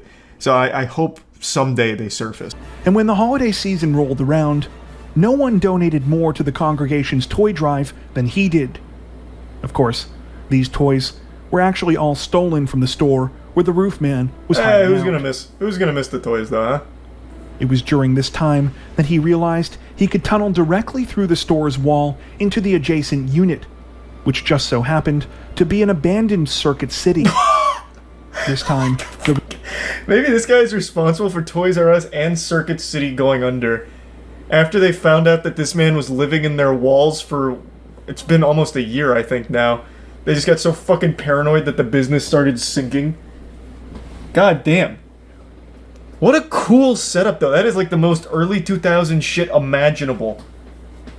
Like, that is your early 2000s shopping starting kit. Toys R Us, Circuit City, and Radio Shack. The only thing he's missing is a Blockbuster. Then he tunnels underground and goes right to Blockbuster or some shit. he also added more baby monitors to add to his makeshift surveillance system, and even installed a smoke detector and piped in water from the Toys R Us next door. Wait, how would nobody ever hear that? He piped in his own water line? How would he be able to successfully do that? It's not like, it's not the hardest thing in the world to do that, I guess, if you tee off of an already existing line, but still, I feel like you'd absolutely hear that, because you have to like drill into the walls and shit, and you have to tee off that pipe. That's kind of crazy. Yeah, I mean, I guess just doing it like in the dead of night without anyone being around, you'd probably never notice. In order to continue to travel between the Toys R Us and the Circuit City as he pleased, Manchester left the tunnel between the two units intact. I bet so many kids saw him behind the bike rack and just got scared and didn't with say the anything. walls on both sides. On December 26th, he decided it was time to pull off the big robbery that he had been planning. Unfortunately for the roof man, when he tried to pull off the crime, things did not go according to plan. Similar to the 2000 robbery in Belmont, when he held up the Toys R Us, employees were able to contact police sooner than he anticipated. Manchester responded by punching her, stealing her gun, and running away. That's aggressive. Amazingly, he used to be so nice. The roof man seemed cornered, he managed to escape through his trapdoors undetected. It's unclear whether or not he returned to the hideout within the Circuit City, identified him as the man who had been going by the name John Zorin, and were shocked to discover who he really was. In a bid to cover his tracks, Manchester burned down a dentist office where he had gotten his teeth fixed while on the run. How does that... worried that police would be able to find his dental records there. Okay. This had the opposite effect of what he intended. Prison really changed and only him. Made investigators more suspicious. Manchester showed up, believing he would be able to see his girlfriend one last time before continuing his life on the run. He arrived with flowers, but was arrested by waiting officers before he could make it inside the apartment. Manchester is currently incarcerated at the Central Prison in Raleigh, not done. where his projected release date is December 4th, 2036. Do you know of any other cases like this that you think we should check out? What a cool story. Tell us about them in the comments section below. Thank you for watching. That prison is 5 minutes from my house. Bro, you might want to move just in case the roof man gets out. He'll start living in your walls. Sleep in fear, man. Sleep in fear. You know that wild feeling where you take notice of something and then you start seeing it everywhere soon after? For example, you're driving around on the road and your little peepers catch a glimpse of a unique blue car and you're like, man, that's a really interesting color for a car. I don't see that very often anymore. And then you'll drive like a block up the road and then all of a sudden there's like 8 blue cars that come out of nowhere, it seems, and it's like, damn, now I'm trapped in an alternate dimension where there's only blue cars. How did this happen? I just saw one for the first time in a long time a block ago. There's actually a word for that. It's called the frequency illusion, or the Bader-Meinhof phenomenon. I think that's how you pronounce it. I may have absolutely butchered it. I couldn't tell you. But basically what it is a cognitive bias where when you notice something for the first time, you start to notice it a lot thereafter. It kind of just puts that in your noodle and you become more perceptive and aware of it, and it makes it seem like all of a sudden it's more common than it is. I can still remember the first time I remember this happening to me. I was playing Grand Theft Auto Vice City and I saw a really rare vehicle that I don't think I'd ever seen before, so I did everything in my power to acquire it, and I finally do through blood, sweat, tears, elbow grease, and my little child brain was blown by how cool I felt with this new vehicle. And then as I'm driving away, there's like 8 more of those bitches driving in the opposite direction, and I was stunned.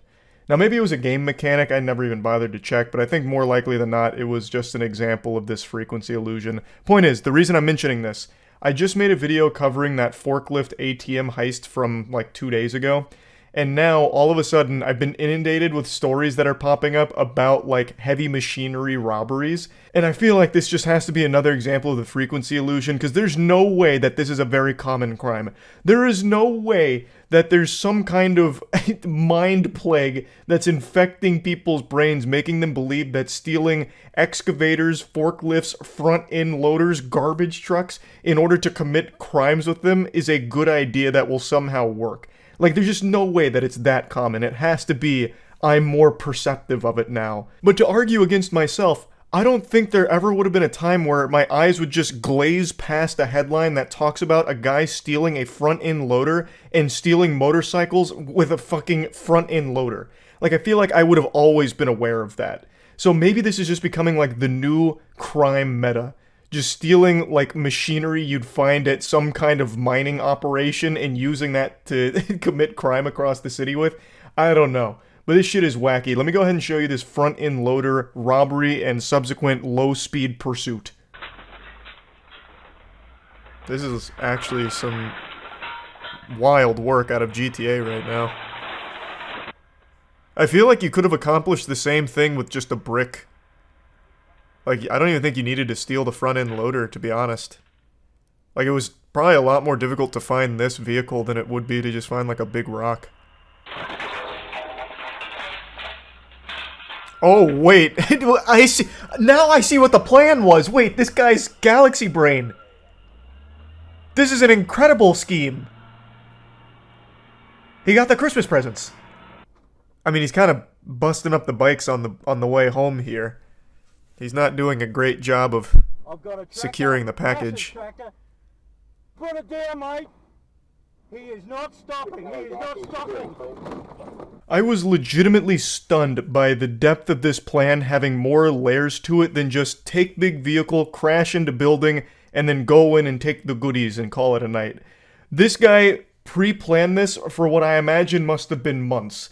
He not only found a front-end loader that was prime for the pickin', but then he also went into the building with ratchet straps, I guess, and put them together as if it was like fucking grapes on a vine, and then had the perfect attachment for the front-end loader, the hook, in order to actually carry away the bikes on it.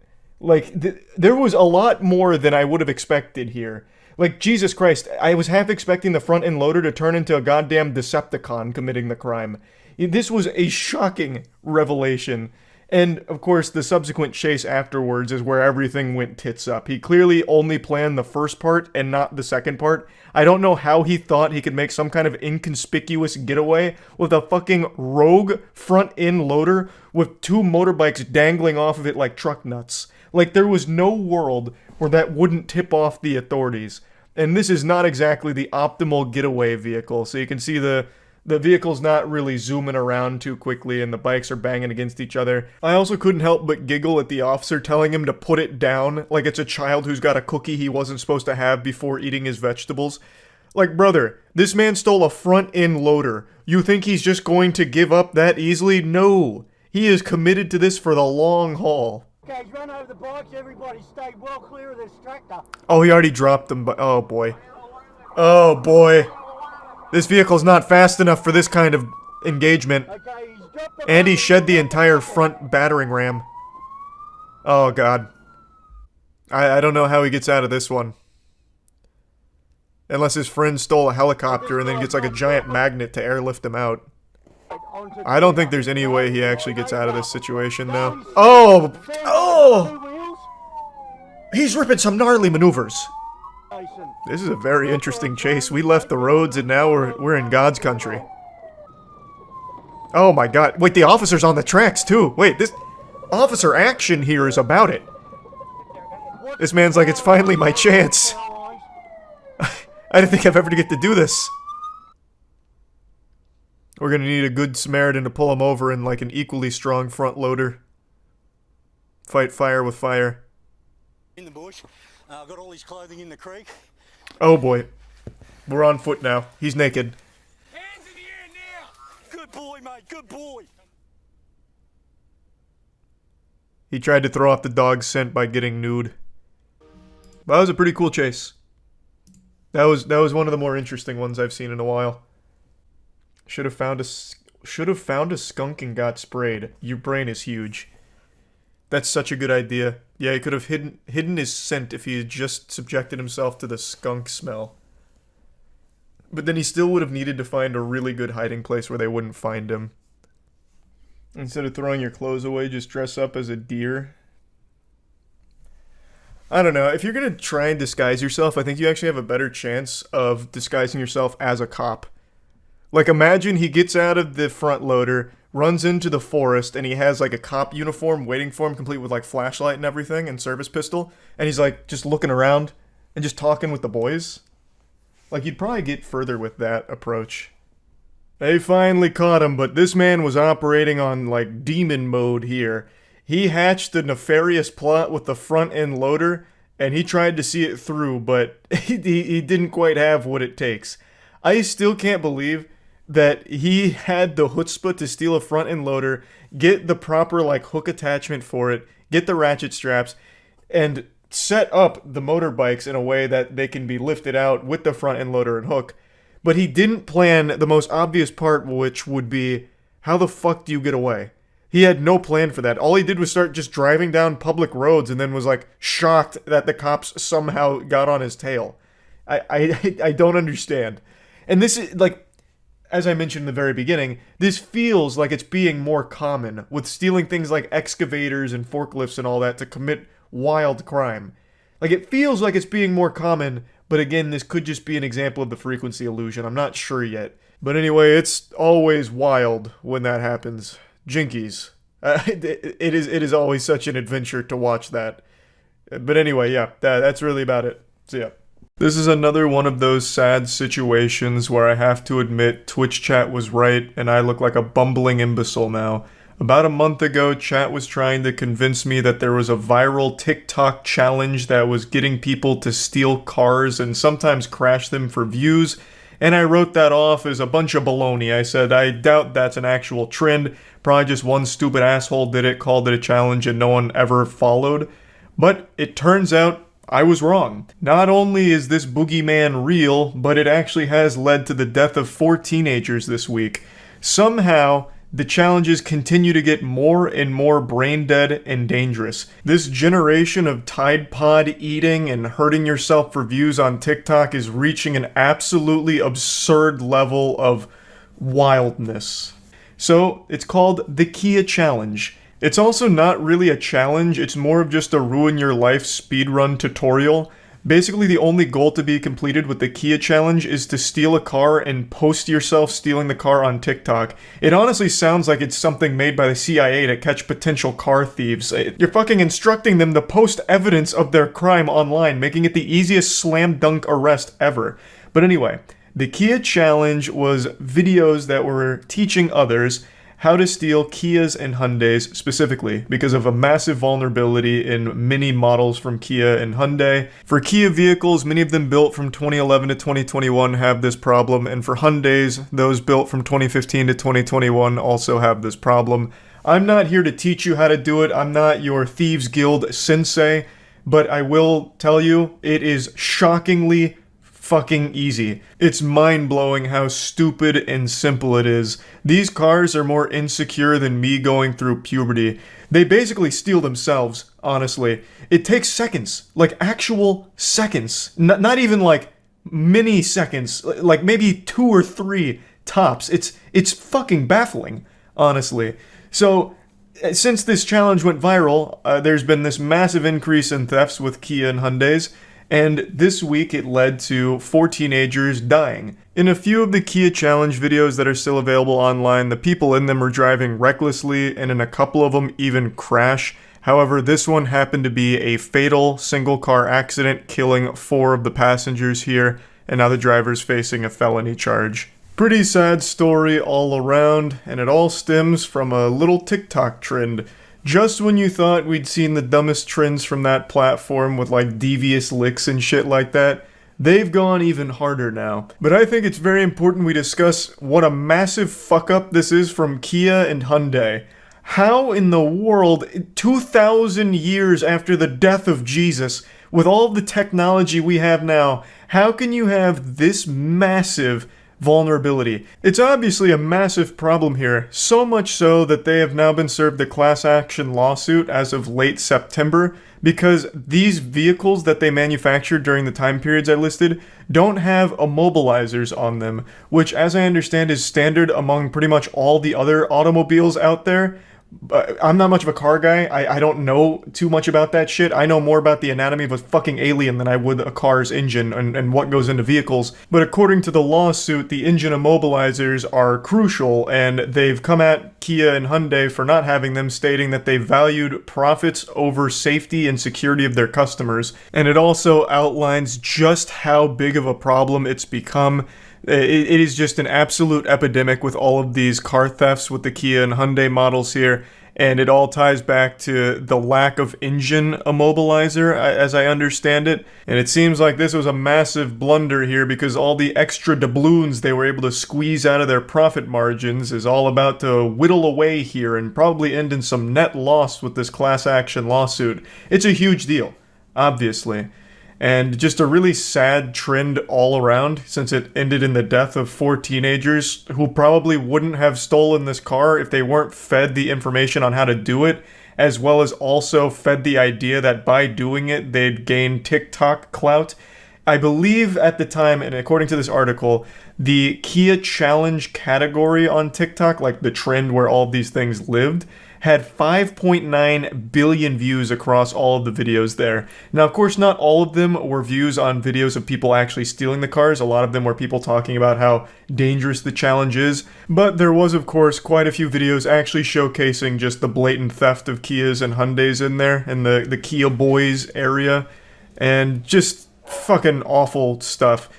TikTok cracked down on it and banned those accounts and shut all of the Kia Boys, Kia Challenge stuff down, but even still, you can still find quite a few of them, and it clearly does still exist in some capacity because this only happened this week. So it's still a rather popular idea, even if not like a direct trend on TikTok anymore.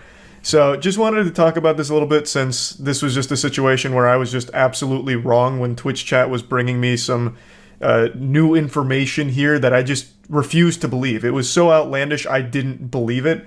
I didn't think anyone would ever actually start a trend of just crime, and I was proven wrong. And it's very sad. Not sad about me being proven wrong, just the actual subject matter here being sad. That's about it. See ya.